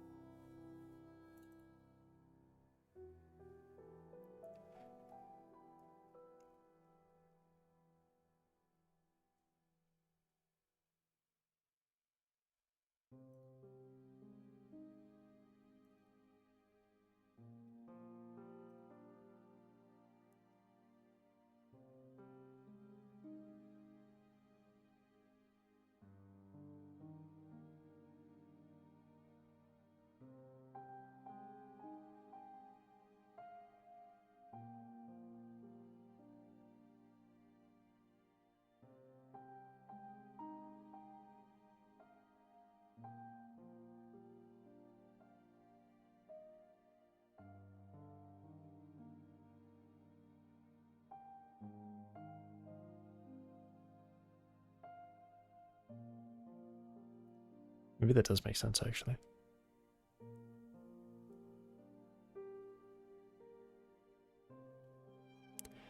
I guess technically in this case, the target for the IK is leading it by such a small amount that I guess that's the lead, isn't it? So in that case,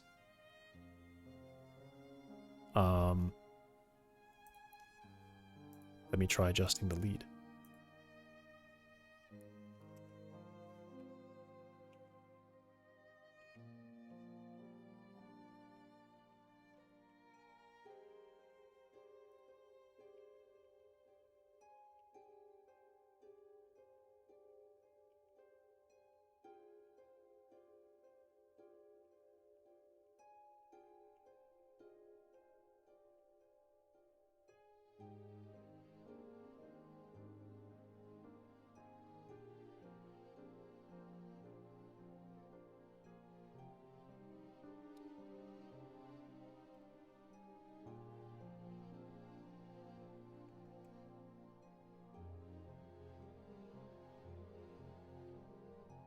Yeah, it's just kind of crazy.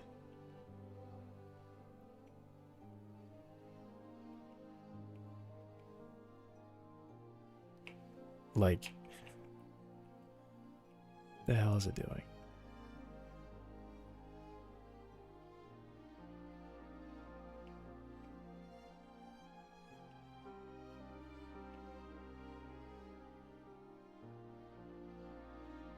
Because it overshoots it, and then it's like, so this, the light blue is where the target is. Now I'm going to see the dark blue, which is where the femur bone thinks the end bone is at. So I should see the end bone be like here. I should see the dark blue be closer to the red than the light blue. That's what I expect to see. And it just like printed. This is such a weird thing. Why is it doing that? What did it just do? It just like ran the whole thing again. Okay.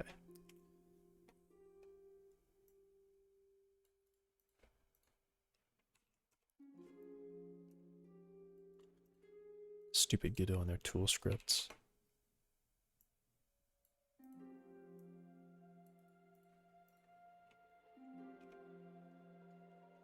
It thinks it's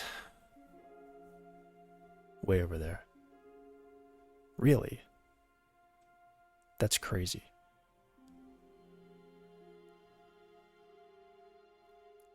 Why does it think that's where the end bone is? How could it think that?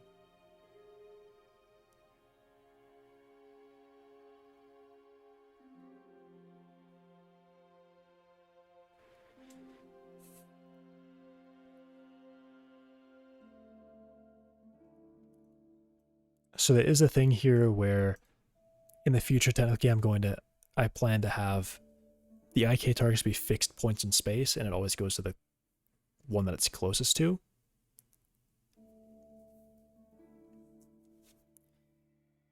But this is just really odd. That the femur thinks the end bone is here. Which I guess this is where it would be, so I guess it's probably correct. But I didn't think that it would be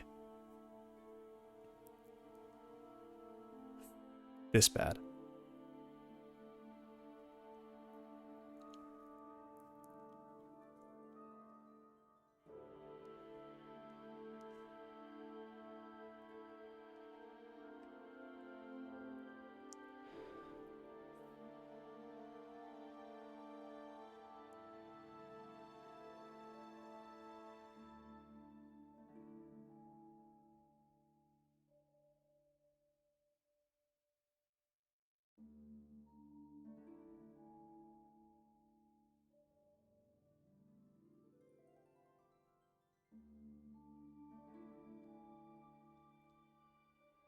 So what should I do then?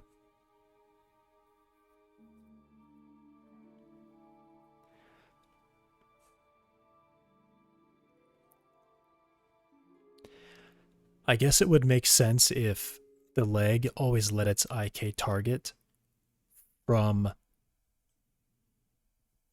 where the IK thinks that the end bone was when it finished running.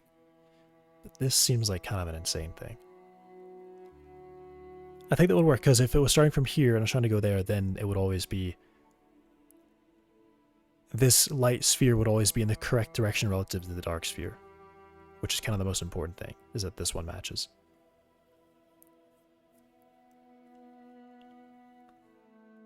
Because otherwise it's working from where the light blue is. It starts from the red, draws the target out to the light, or starts the target here, moves it out there, and then the IK comes in and says, oh yeah, the end bone's over here, so we need to go that way. Which isn't right.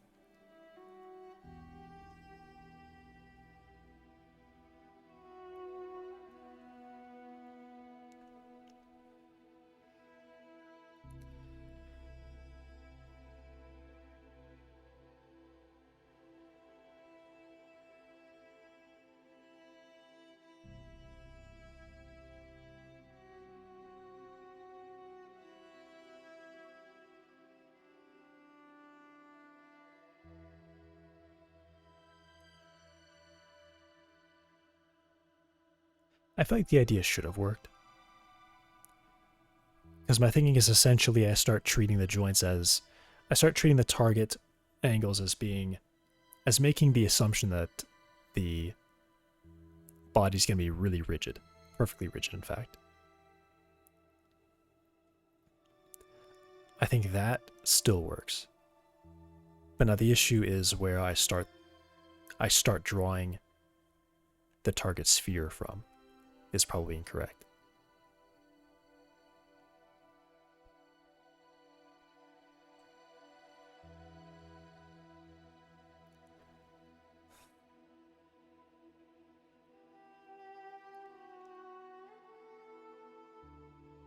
maybe what I can do is I can determine the difference, the offset, from where the end bone actually is to where we calculate a rigid end bone position and apply that offset to the target.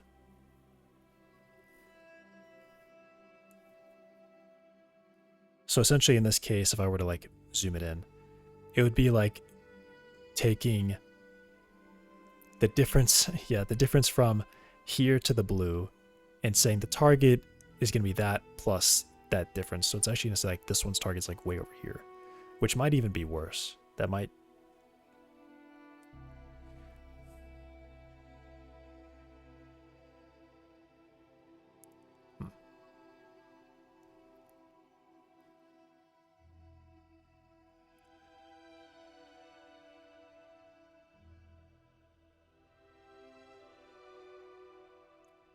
But maybe it's not worse. Let me look at this last one. I have to step again because it... Okay. This one, every time I open it, it runs a single step, and that's really, really annoying. So... how about I just say if delta is 0...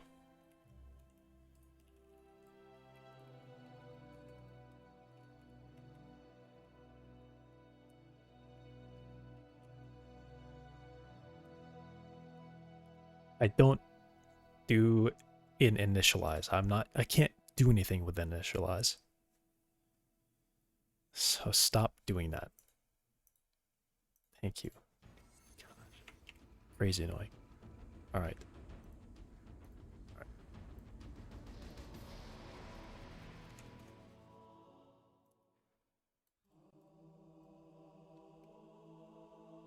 Undocumented, by the way. Skeleton modifier nor skeleton document that they will call the modifier with a 0 delta every time it enters the scene tree. Undocumented. They just threw that in there for fun. Okay. So this is the... No, I want this one. Joint 2 is the most precise location, which should just be the exact location of the end bone that joint 2 is rotating for.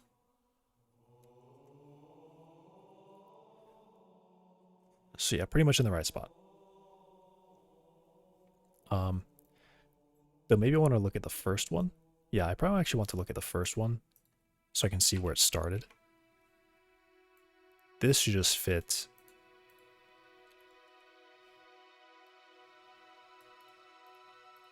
to exactly the end bone as I see it right now, which it pretty much does. So now this one is that initial offset that this bone was rotating for.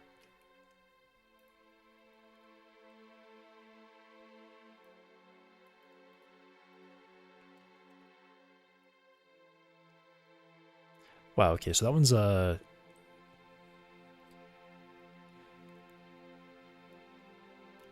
crazy out of place.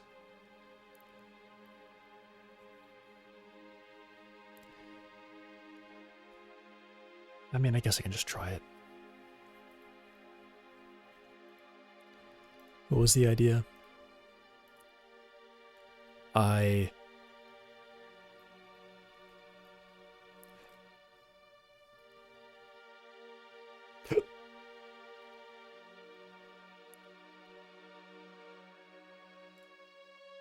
calculate this end bone position, I get the true position, and I offset the target. I move the target by that difference.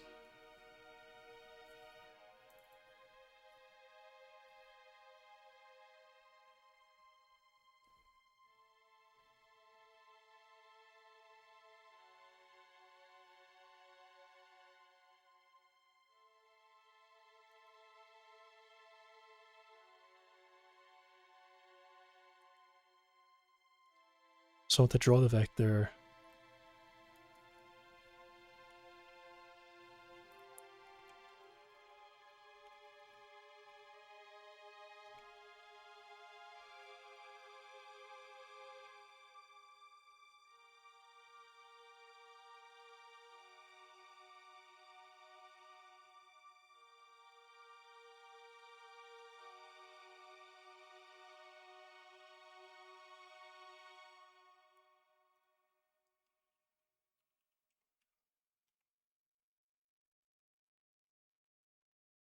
So I want to measure that from where it really is to where I think it is. Then I want to add that as this end offset. That's my theory.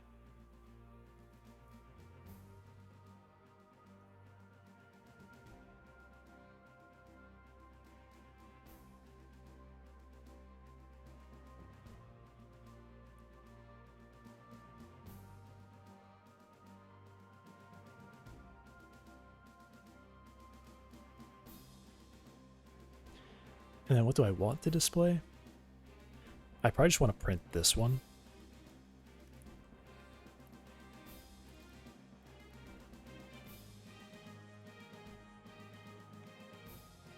So I can see where it thinks the target is. Where it's pretending like the target is.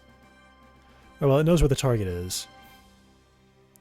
And then it displays, it works with a shifted target.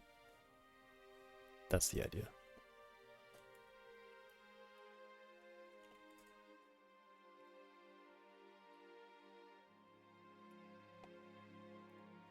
Okay.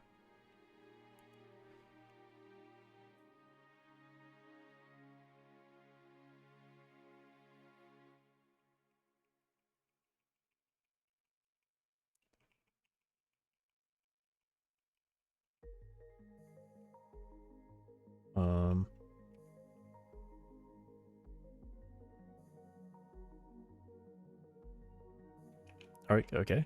I got a big swing here.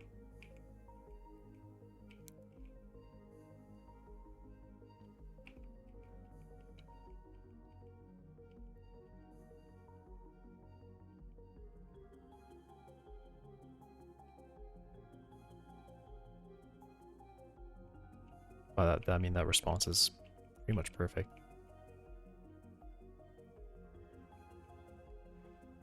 Okay. All right. So this is the last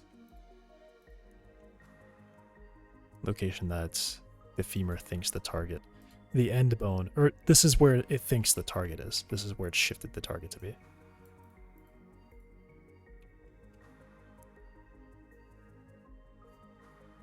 And then it's saying a positive angle, which I think is actually wrong here, maybe? I mean, not. It's actually such a small angle. This is in degrees as well. That's 0.01 degrees. I can't complain about that one.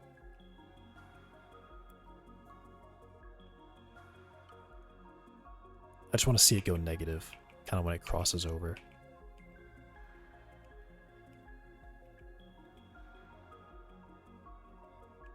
I mean, it looks great, honestly.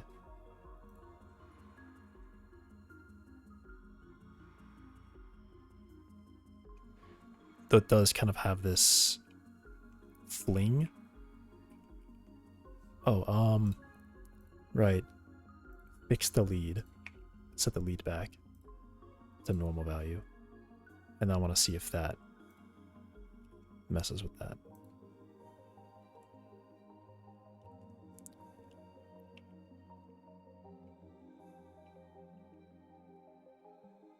So negative seems correct to me right here.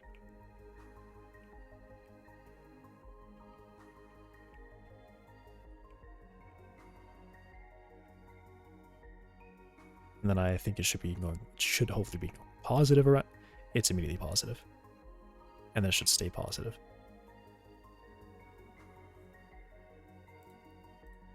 Okay, cool.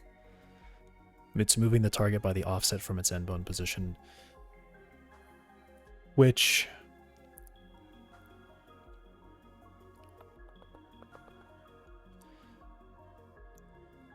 does it just make them cancel out? I don't know. I feel like it's definitely not going crazy though.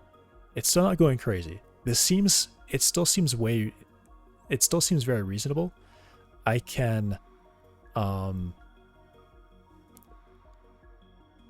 mean, I can just turn off. Well, I want to look at the numbers a little bit more. So positive angle, I would say maybe it doesn't make sense here actually.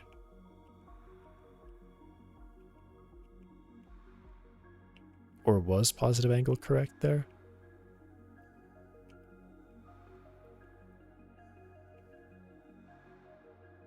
Oh yeah, positive angle was actually correct there. Yeah. I do like that I'm seeing the femur stay in a pretty stable location. And it's not really...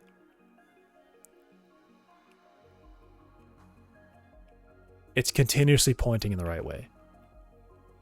And it's like, yeah, I don't care that you're... Yeah, okay.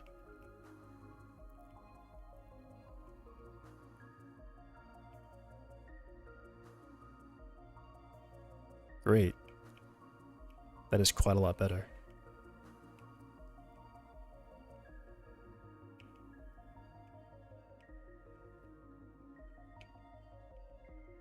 That's actually way better. Nah, I feel like I'm convinced of it now. The joint is sort of swinging on its own, but it's not... Oh. Turn off printing.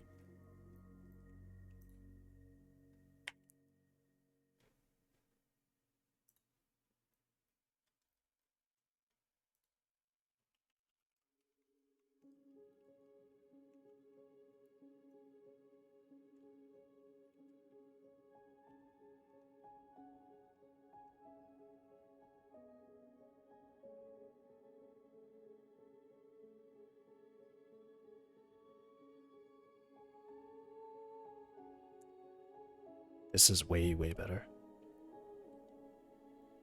I'm looking at where the femur is, and the femur's like staying in its right place. It may just be that this is probably like a torque tuning.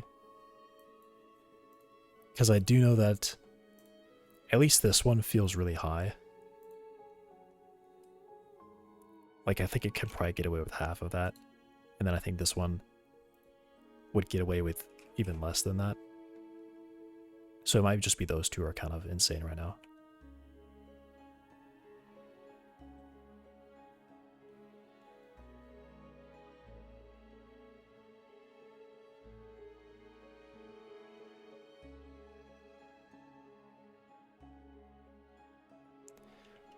Though I do kind of wonder how it's like...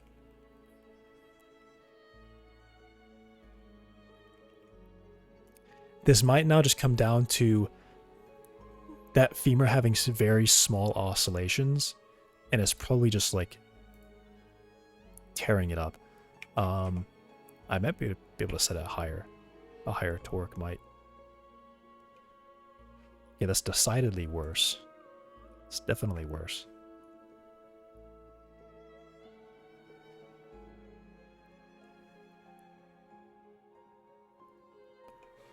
I'm actually super happy about this. This actually is looking great. I'm seeing what the femur's doing, and I like it. I like how it's moving.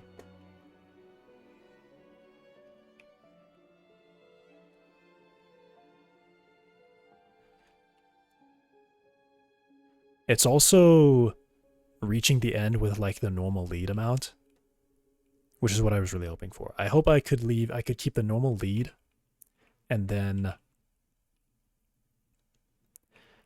Yeah, this might just be like fixing with like the that servo PID algorithm. What is it? Proportional integral derivative thing. Okay, I like where this is at right now.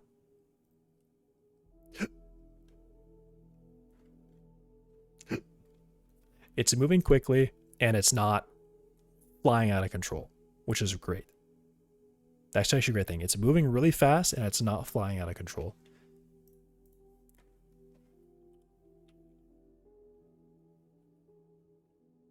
I mean, there is a little bit, but I think a bit of smoothing will really kill that oscillation.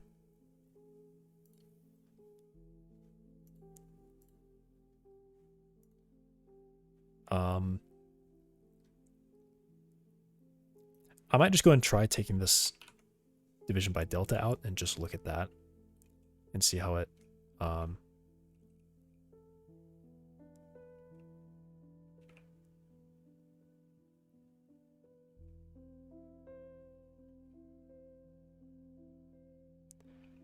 Yeah, so it is of course going to move really, really slowly.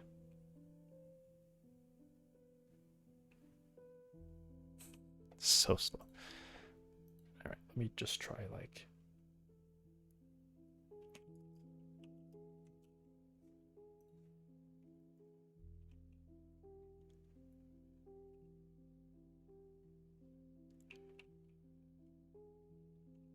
No, don't do that.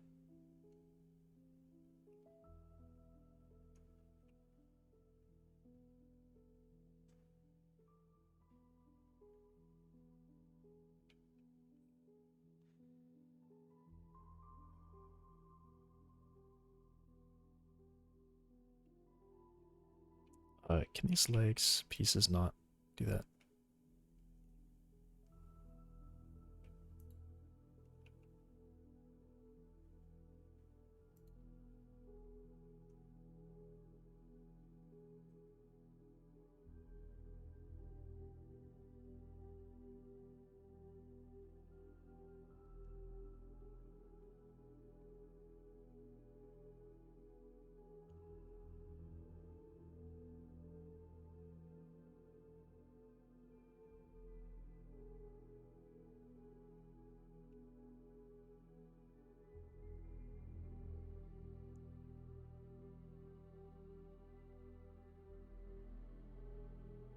Cool.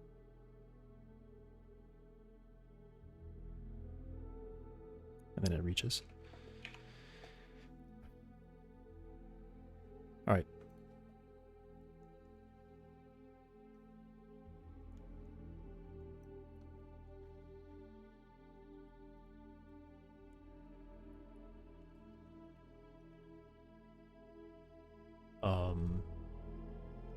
Yeah, calculate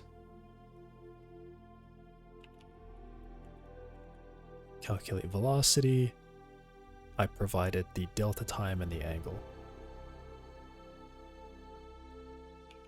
I really provided like an error in the delta.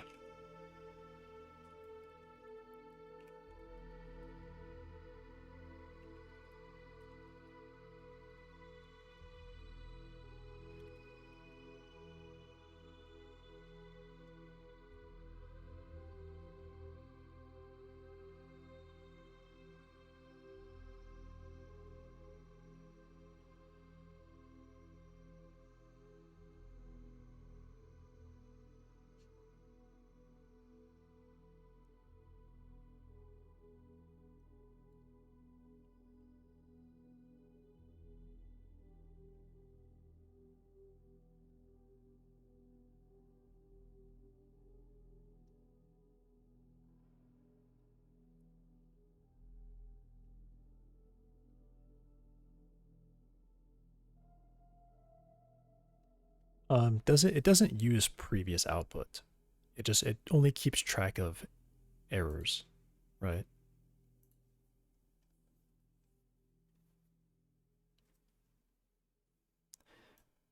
This one keeps track of well, this is a continuous output. Filtered derivative.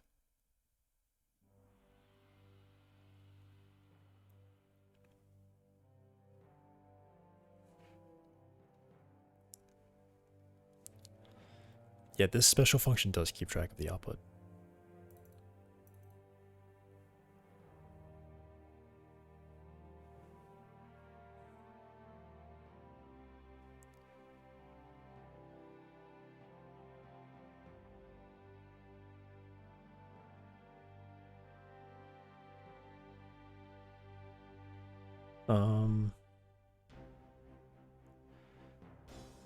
Well, I think what I really do is I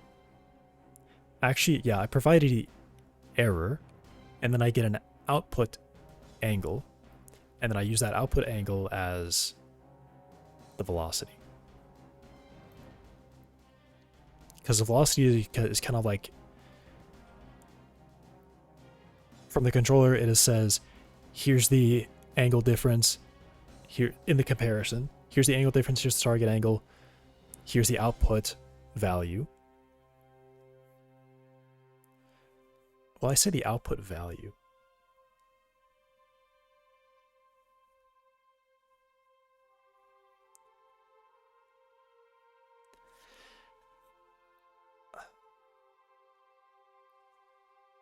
I mean, I probably should use the output value as the direct. No, because the feedback is the angle. So I'm actually outputting an angle.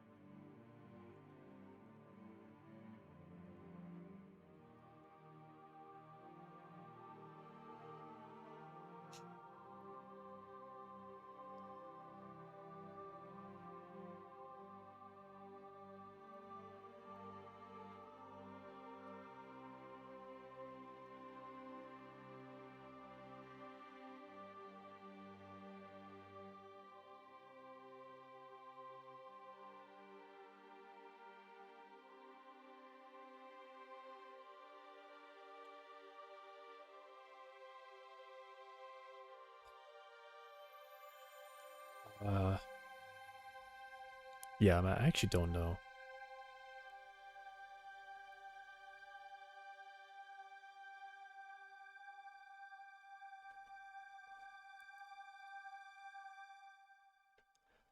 The measure.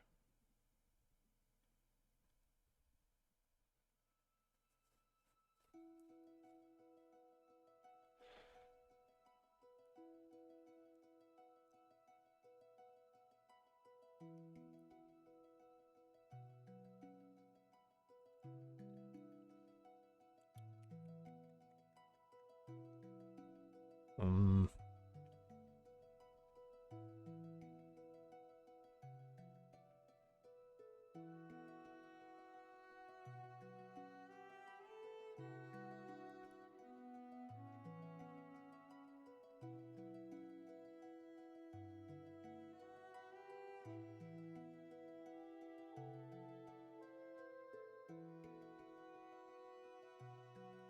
where is it?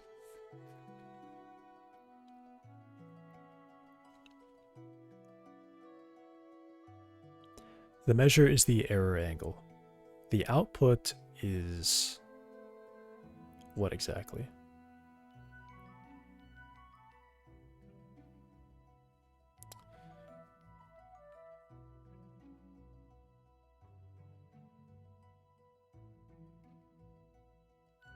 I think this graph is a little bit different, at least in terms of what it would look like for me. My output would more be like spike and then drop to 0. This like has an inherent error where this output produces this.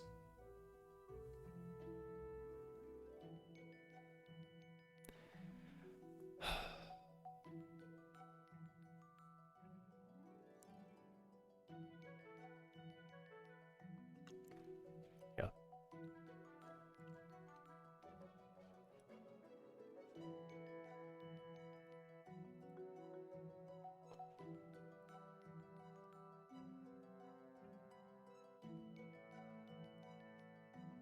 So yeah, I think I'm just meant to use it directly. The velocity is essentially this. That's like the output, right? Here's my measure.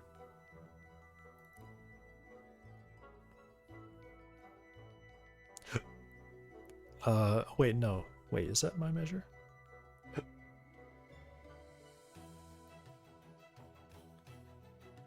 I mean, yeah, it is, right?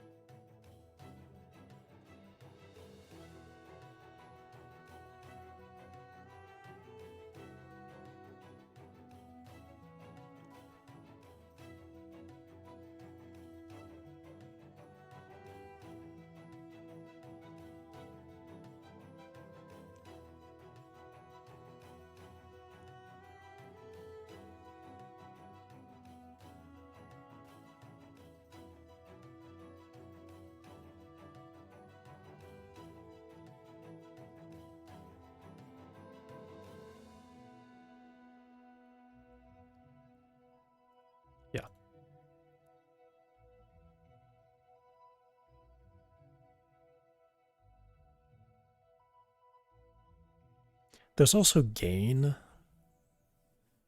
which I guess just is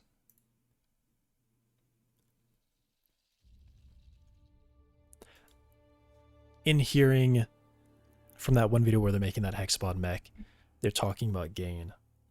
And I think what they're talking about is this constant, the proportional constant. But I'm not sure. Yeah, they say proportional gain. This is probably where I got it from. I saw proportional gain, and I guess I think, and then how you control the servo is you, speed control is based on voltage, which in terms of like signal processing is kind of like gain, I suppose. Similar to how speakers work. I believe how it works is that you're increasing the voltage and you say you're raising the gain. So maybe like the same idea there.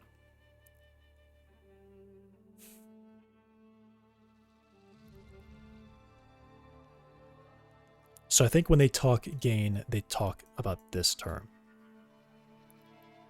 The servo has that, you provide the gain by essentially setting the voltage. That's like how you control your gain.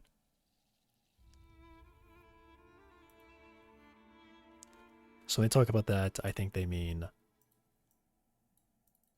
that initial constant.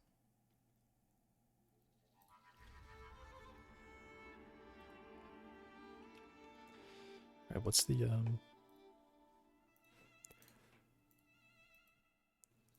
why is not a complaint about the delta being unused here?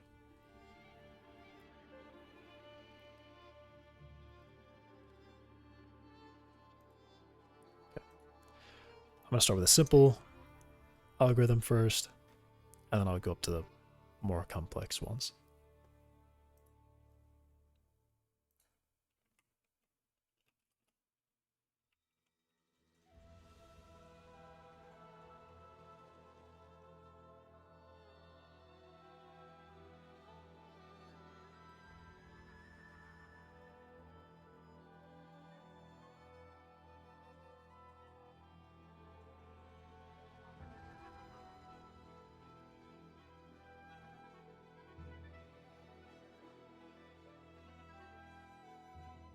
So the air is the input, which is also just proportional.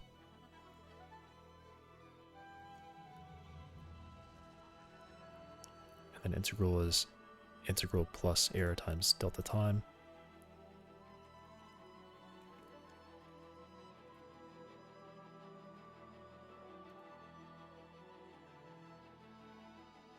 Derivative is air minus previous air over delta time.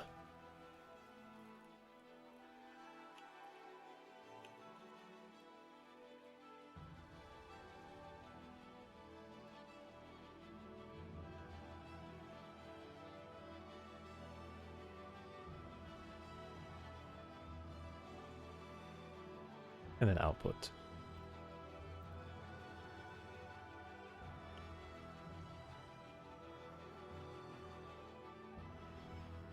And then I just have the constants, I guess.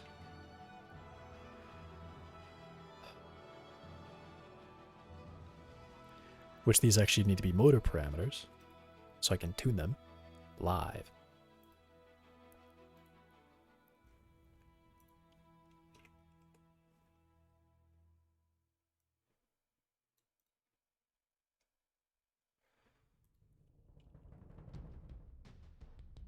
Is it subgroup?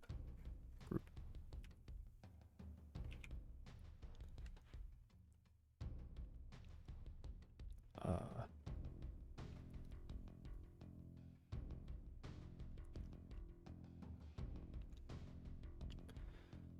Motor parameters, torque.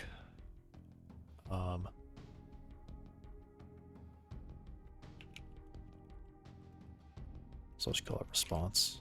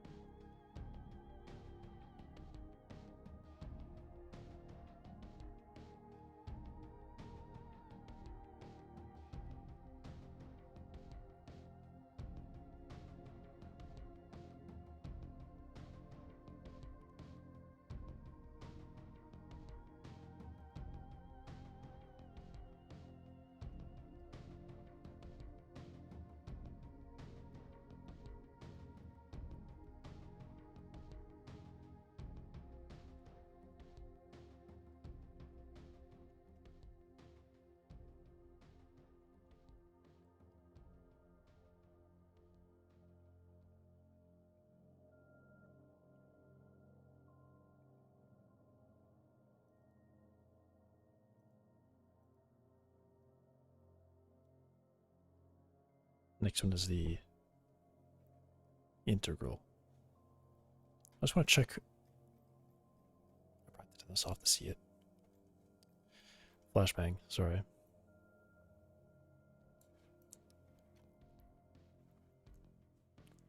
Yeah, you would set I next.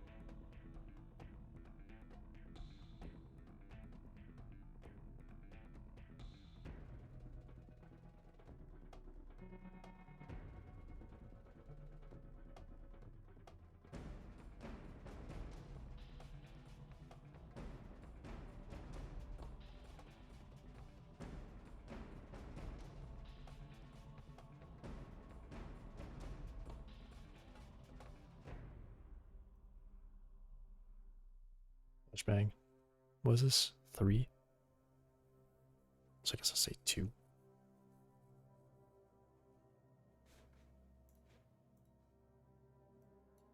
just 1.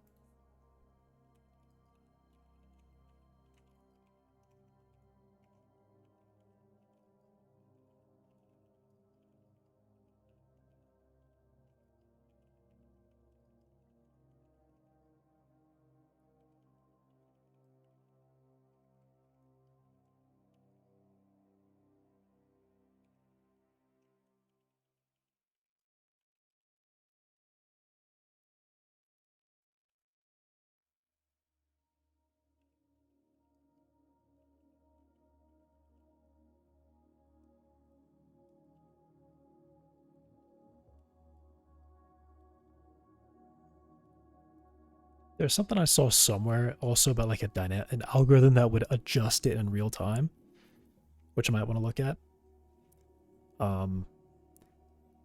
You would essentially give values that you think are good, and it would do some algorithm to calculate, to modify those values on the fly, essentially.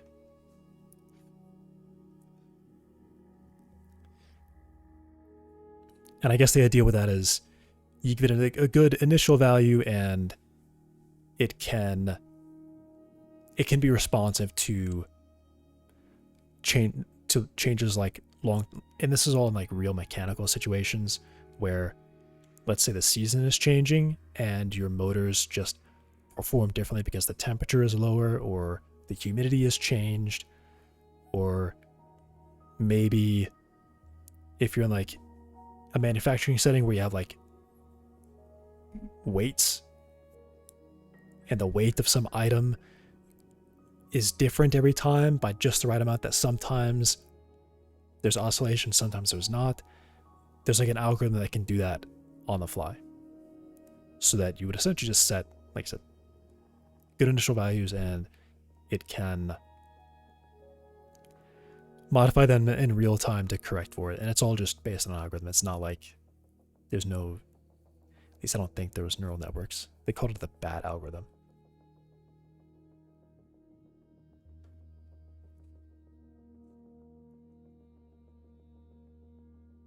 And then I saw this, active disturbance rejection control, which just sounds like what I want to. Because my motors are going to be disturbed dramatically. A model-free control technique used in designing controllers for systems with unknown dynamics and external disturbances. I haven't read this one yet, which I need to read this one. I mean, I just wrote the actual one, so I guess I should probably... Well, I haven't actually written the real one yet. I need to finish writing it.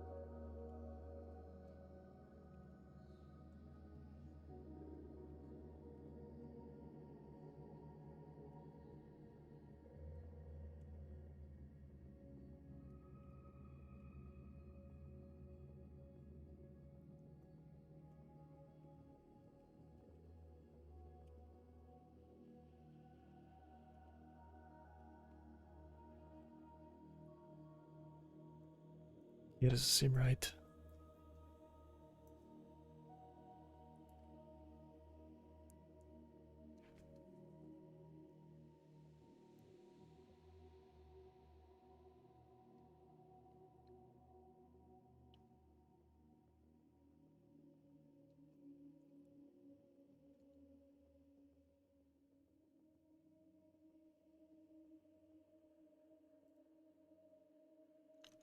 Hey, Danilin.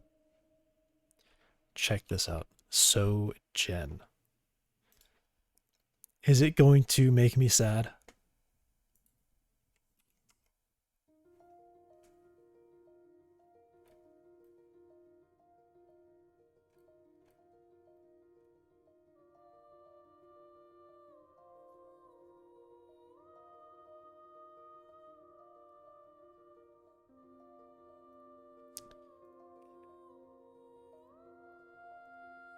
Not sad yet.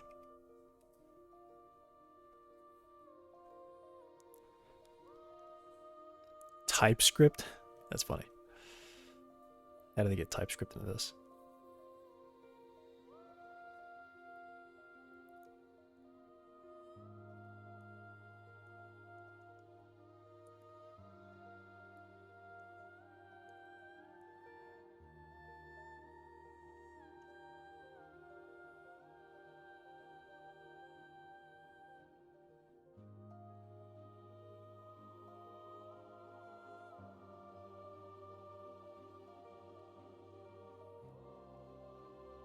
I don't even understand what this means.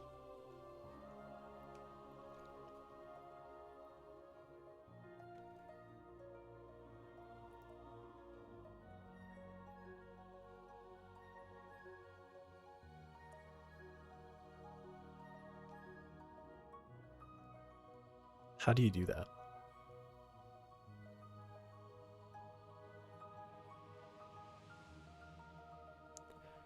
Instead of re-implementing, so essentially like instead of writing wine, it emulates binaries at the CPU and syscall level.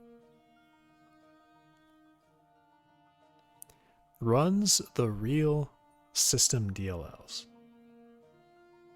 Okay. So they load in, yeah.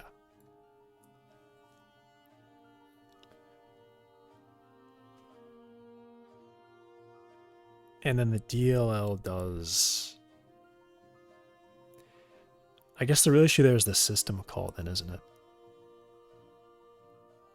Because most of the code is nothing, but once you get to the system call is like opening a file. that's when things get tough.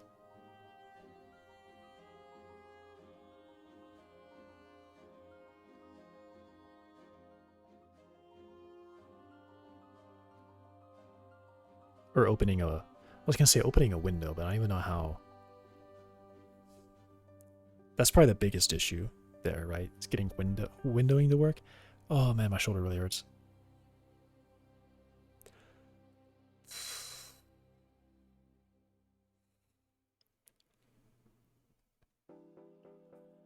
Undetected with debugging, yeah. I mean, this just goes back to, well, I mean, does it get around? It actually can. I was going to say it actually can't get around.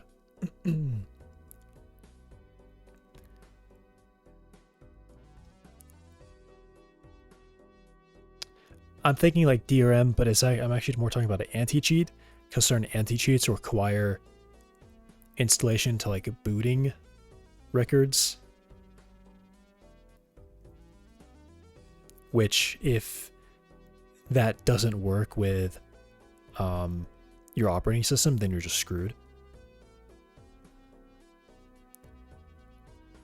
You would have to have them do either run it without anti-cheat, which pretty much disables most games entirely nowadays,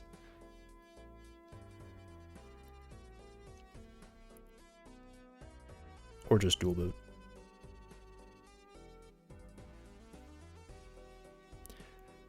That's cool. I guess I just don't, yeah, I guess I just don't know how.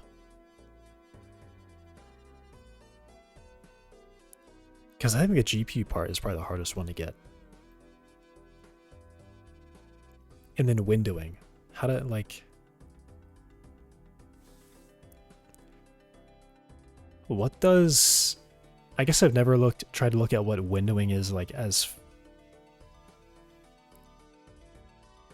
I mean, I guess this is a program, right? The program actually doesn't know the window. You're not running the operating system. You're running an executable. I guess the issue there is, especially I think in the case of Windows, where if something is expecting Windows to do something that an emulator just can't do without it.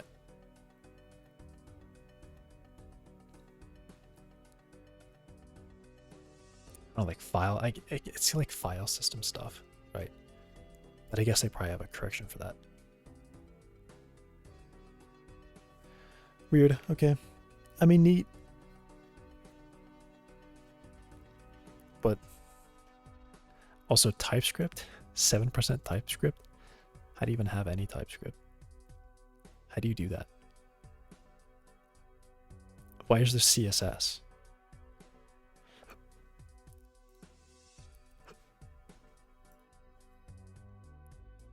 Oh, I guess if that's the debugger, that's probably what it is, right? They run like a Node.js thing. And they use HTML as like a UI. Cool. What is debug tool? Now that I say it out loud, I know what you're saying. Debug tool.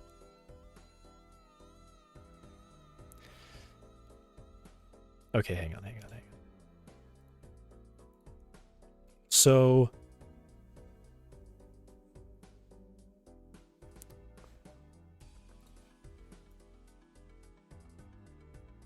what do you mean try online?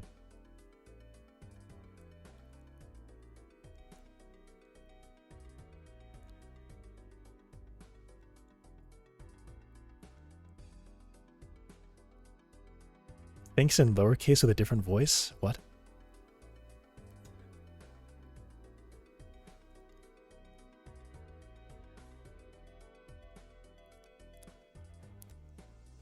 How would I run Windows then? Do I have to give it a Windows installation?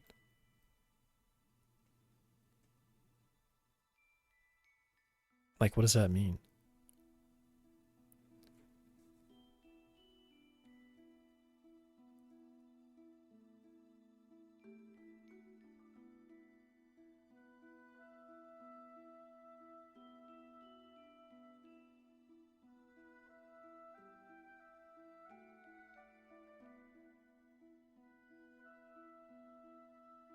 sleep? Interesting.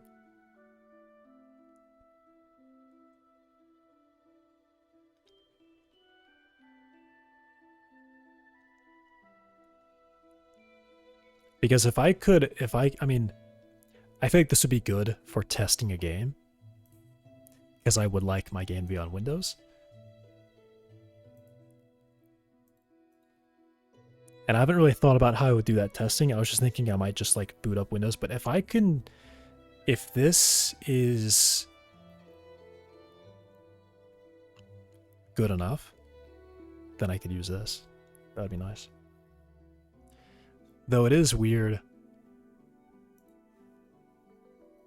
Because this is probably, I mean, it's actually like super new, isn't it? I see 2 years ago. The license 2 years ago. Or maybe it is good. I mean, if it's running the actual things, then I don't really know how, I don't really know what the mistakes could even be.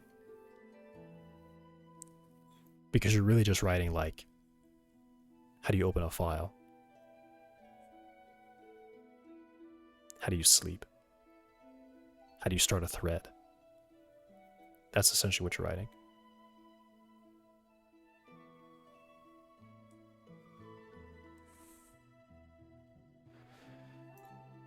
Cool. Okay. Can I run this now?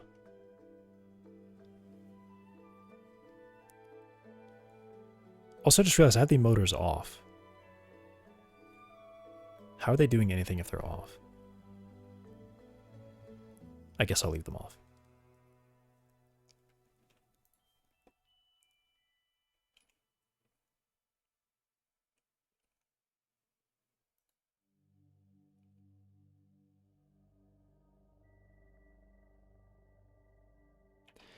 The motors are definitely not disabled.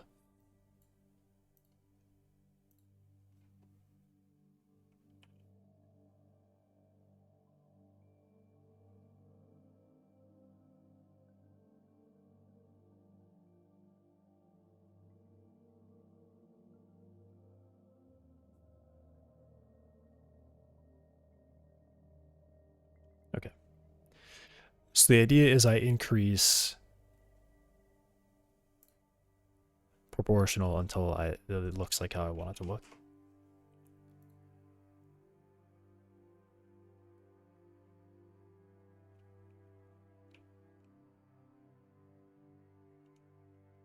That thing spinning around is really funny. Stop that.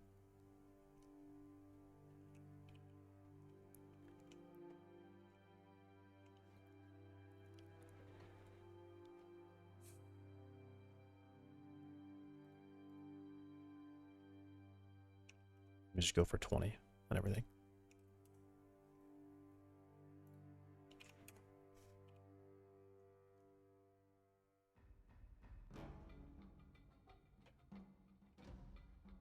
Right, so 20 is too much then. So then derivative is supposed to prevent oscillation.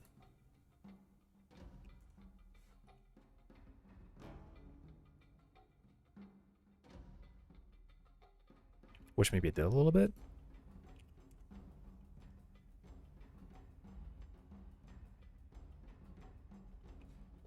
Maybe I'm crazy.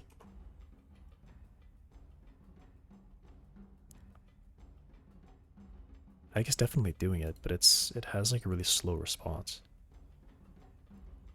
Like I feel like I'm making this too high.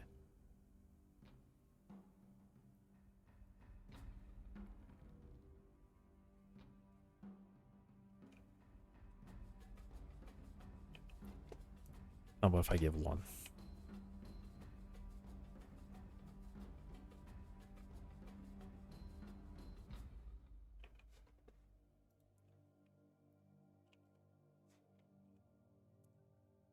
It seems like too much.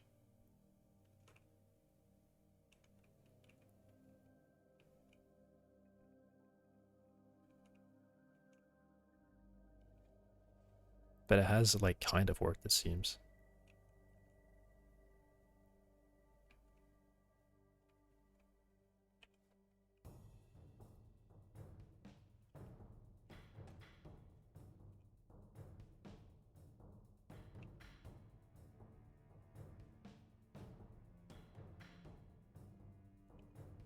Though it does seem like it's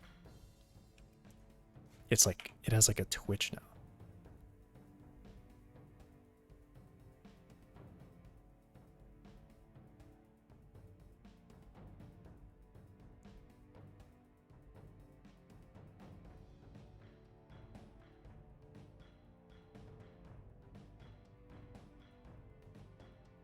Yeah, it has a strange twitch. Could just be too much torque.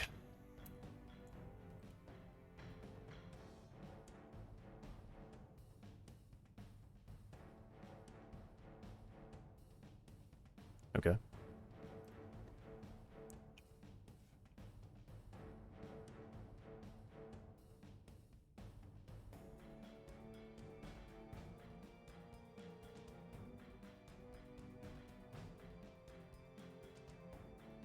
Wow, okay. So like in theory, if I were to... Should derivative be higher? Like...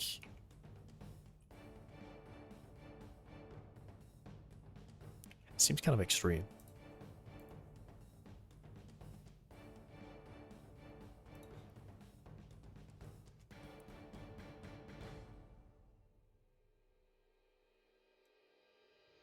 Huh. Wait a second. Flexible robot structures can introduce unwanted vibrations, challenging PID controllers. That happens to be exactly what I've got. ADRC offers a solution by real-time disturbance estimation and compensation without needing a detailed model.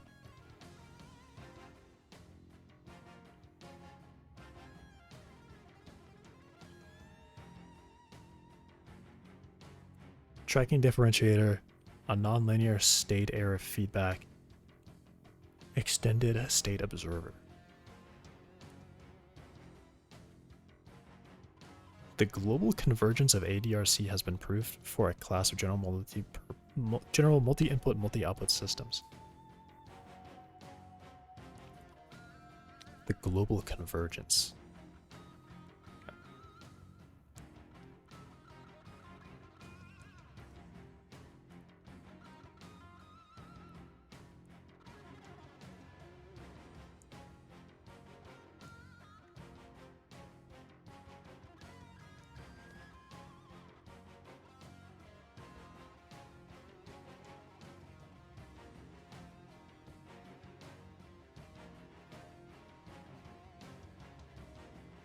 So yeah, this has like nothing on it. Flashbang. Warning. Because what I saw was like the actual paper. Do I have it open?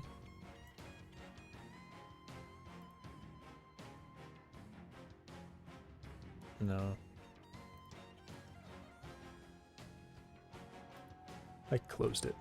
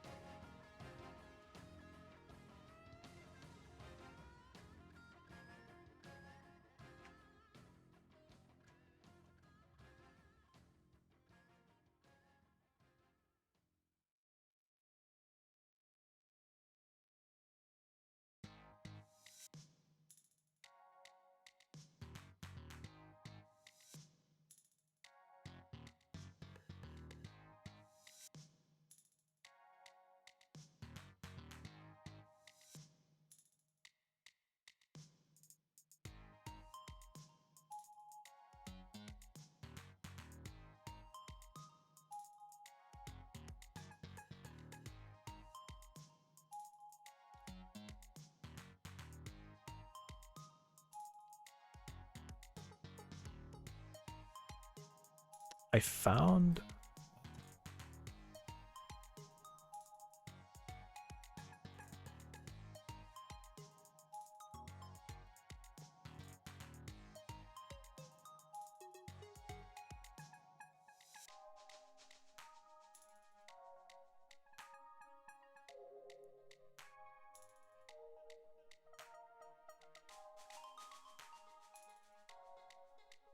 I found a paper.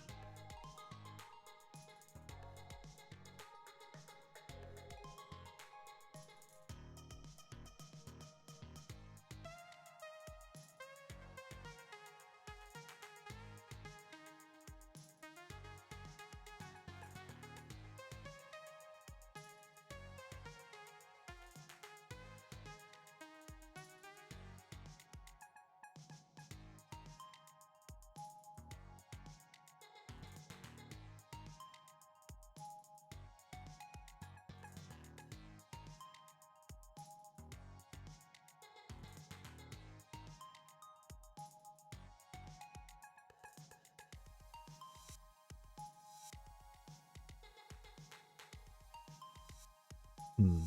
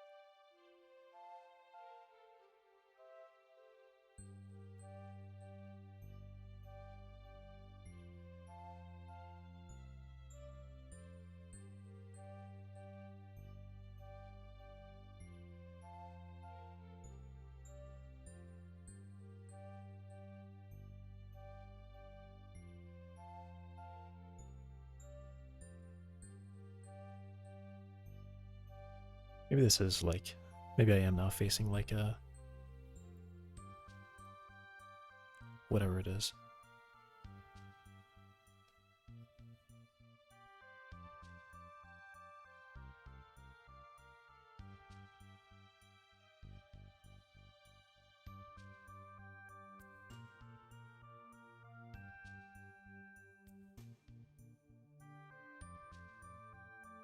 Feed forward a value.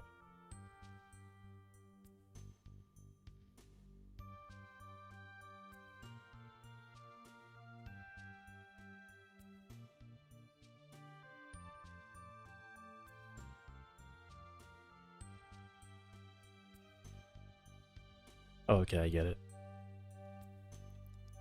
So it's essentially to say that I do as much work as possible, and then I give it an error term. A small error, and it will correct for that.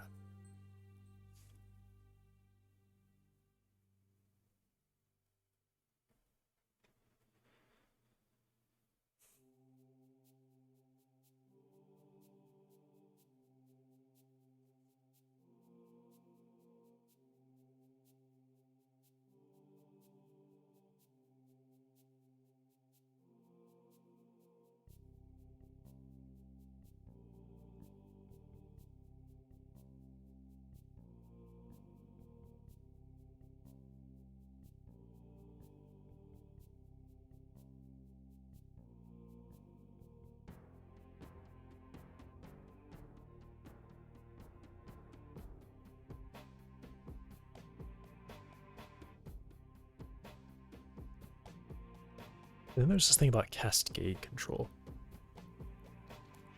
2 in series.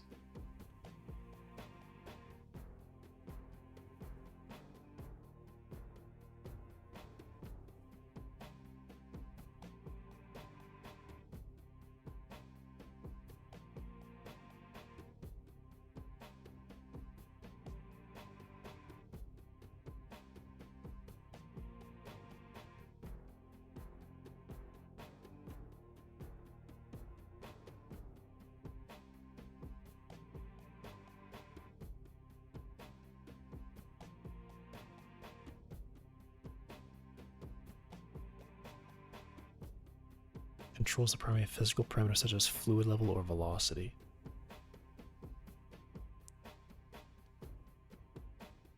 Controls flow rate or acceleration.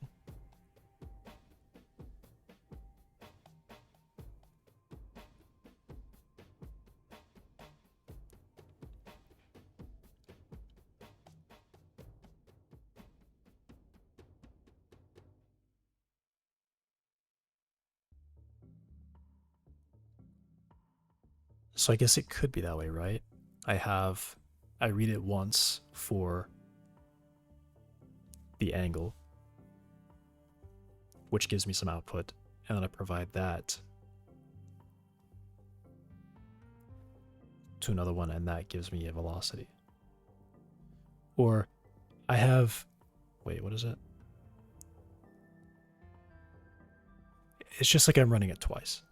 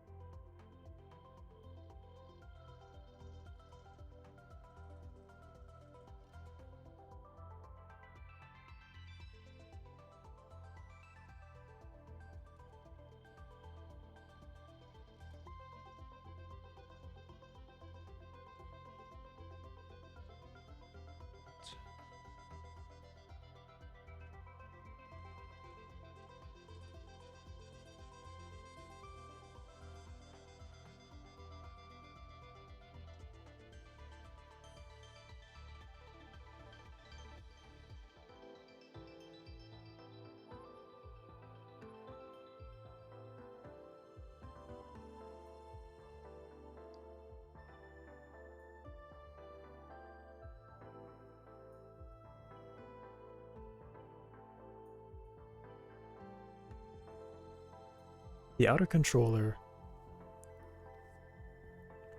the air term is the difference between the desired bath temperature and the measured temperature.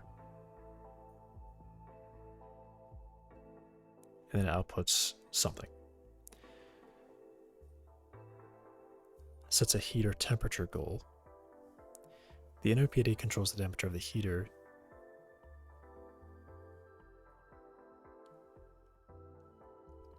This heater, temperature set point, and the measured temperature of the heater.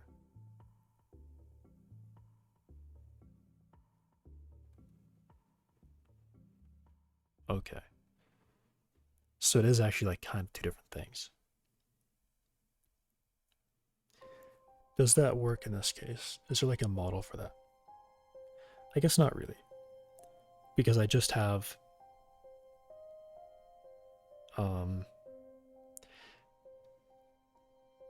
yeah, this one definitely makes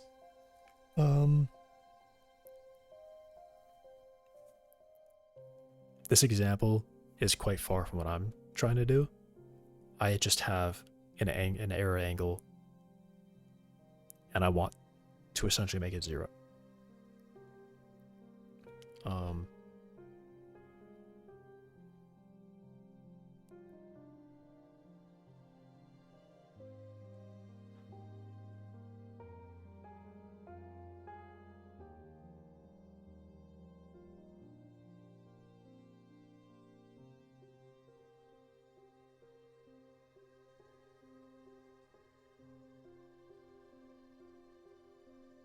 Maybe it could be that way, where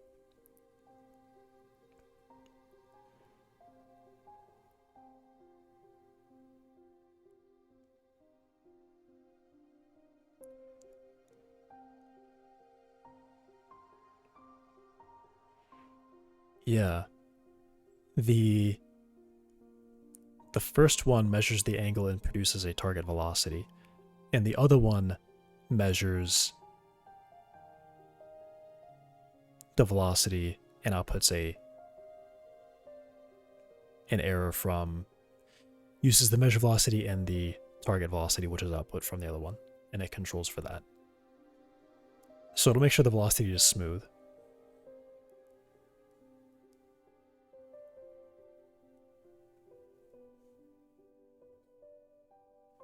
Maybe that could work.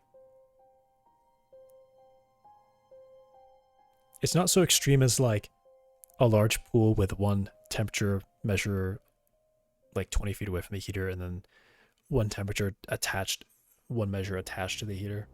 Nothing like that.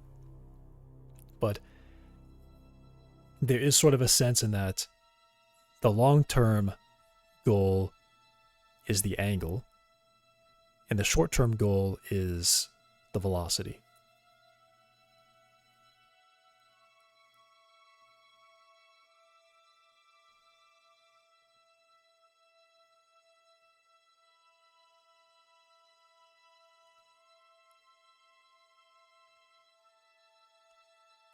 In this sense, it is like this one controls, this one says where the velocity should be, and this one says, I guess not really the acceleration, but, well, I mean, I guess it is the acceleration, isn't it? It has a current velocity and a target velocity and tries to reach that velocity. It could be an idea. If that's the case, I might just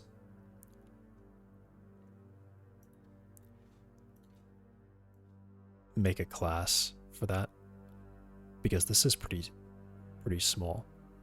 This is a pretty small thing. I'd construct it with the constants.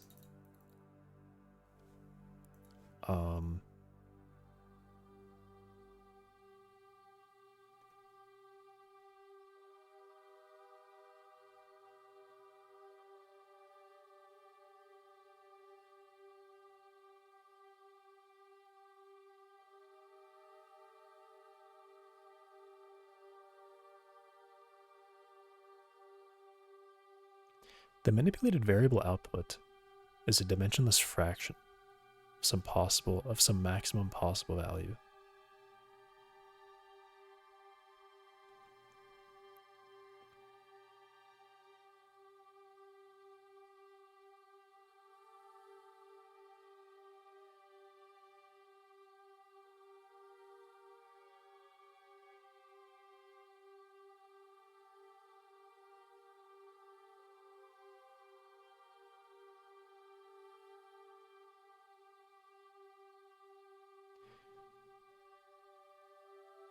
What do I mean dimensionless fraction between 0 and 100?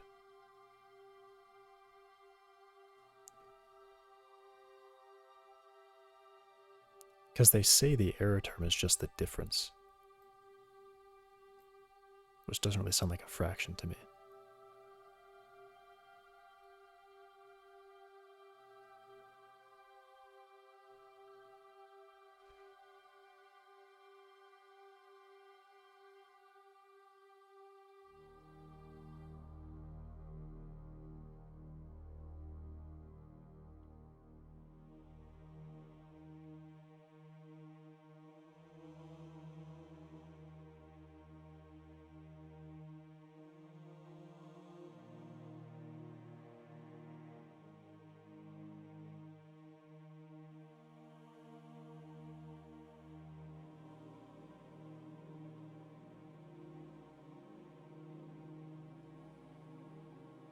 Known disturbances. That's interesting.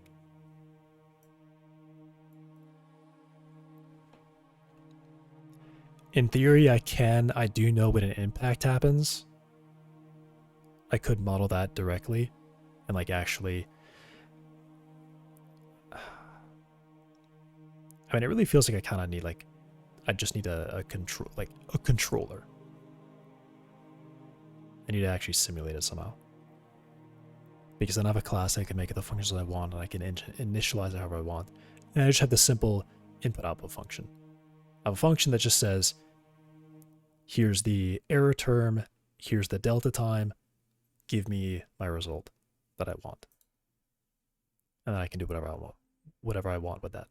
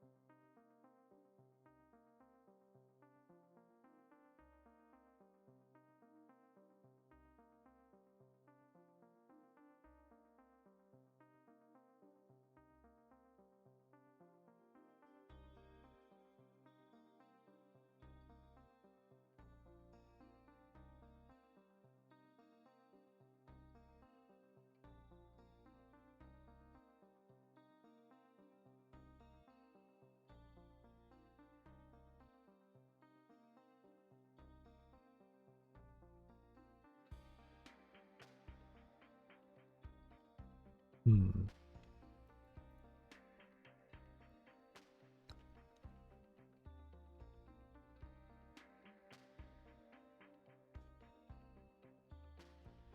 Increase until it oscillates.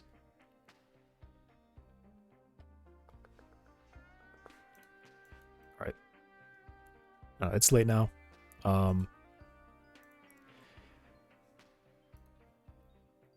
I should probably spend time looking more at this because it seems like this might even be really simple. I don't know why it's such a small thing though, but I did find an actual document.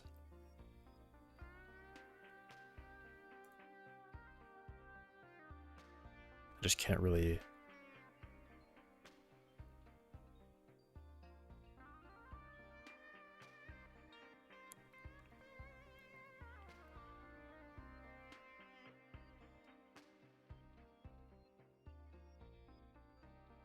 Yeah. Okay.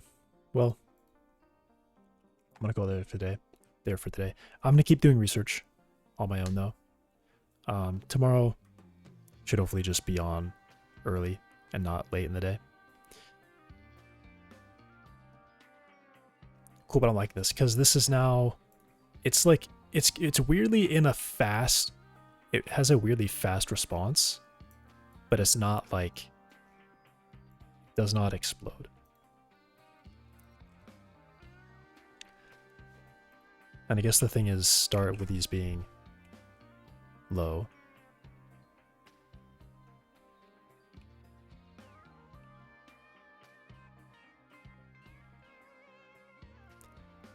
And then technically I increase until it,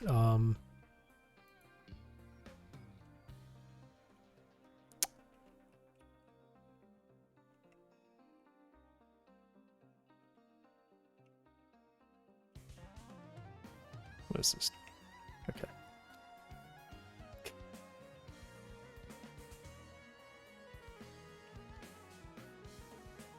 And it's like technically you increase until it goes unstable. But like it is naturally unstable.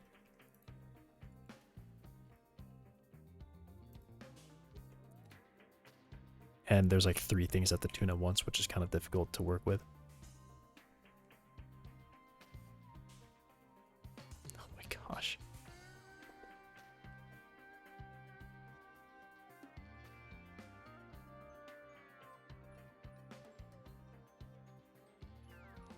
Because yeah, it actually does just always have oscillation.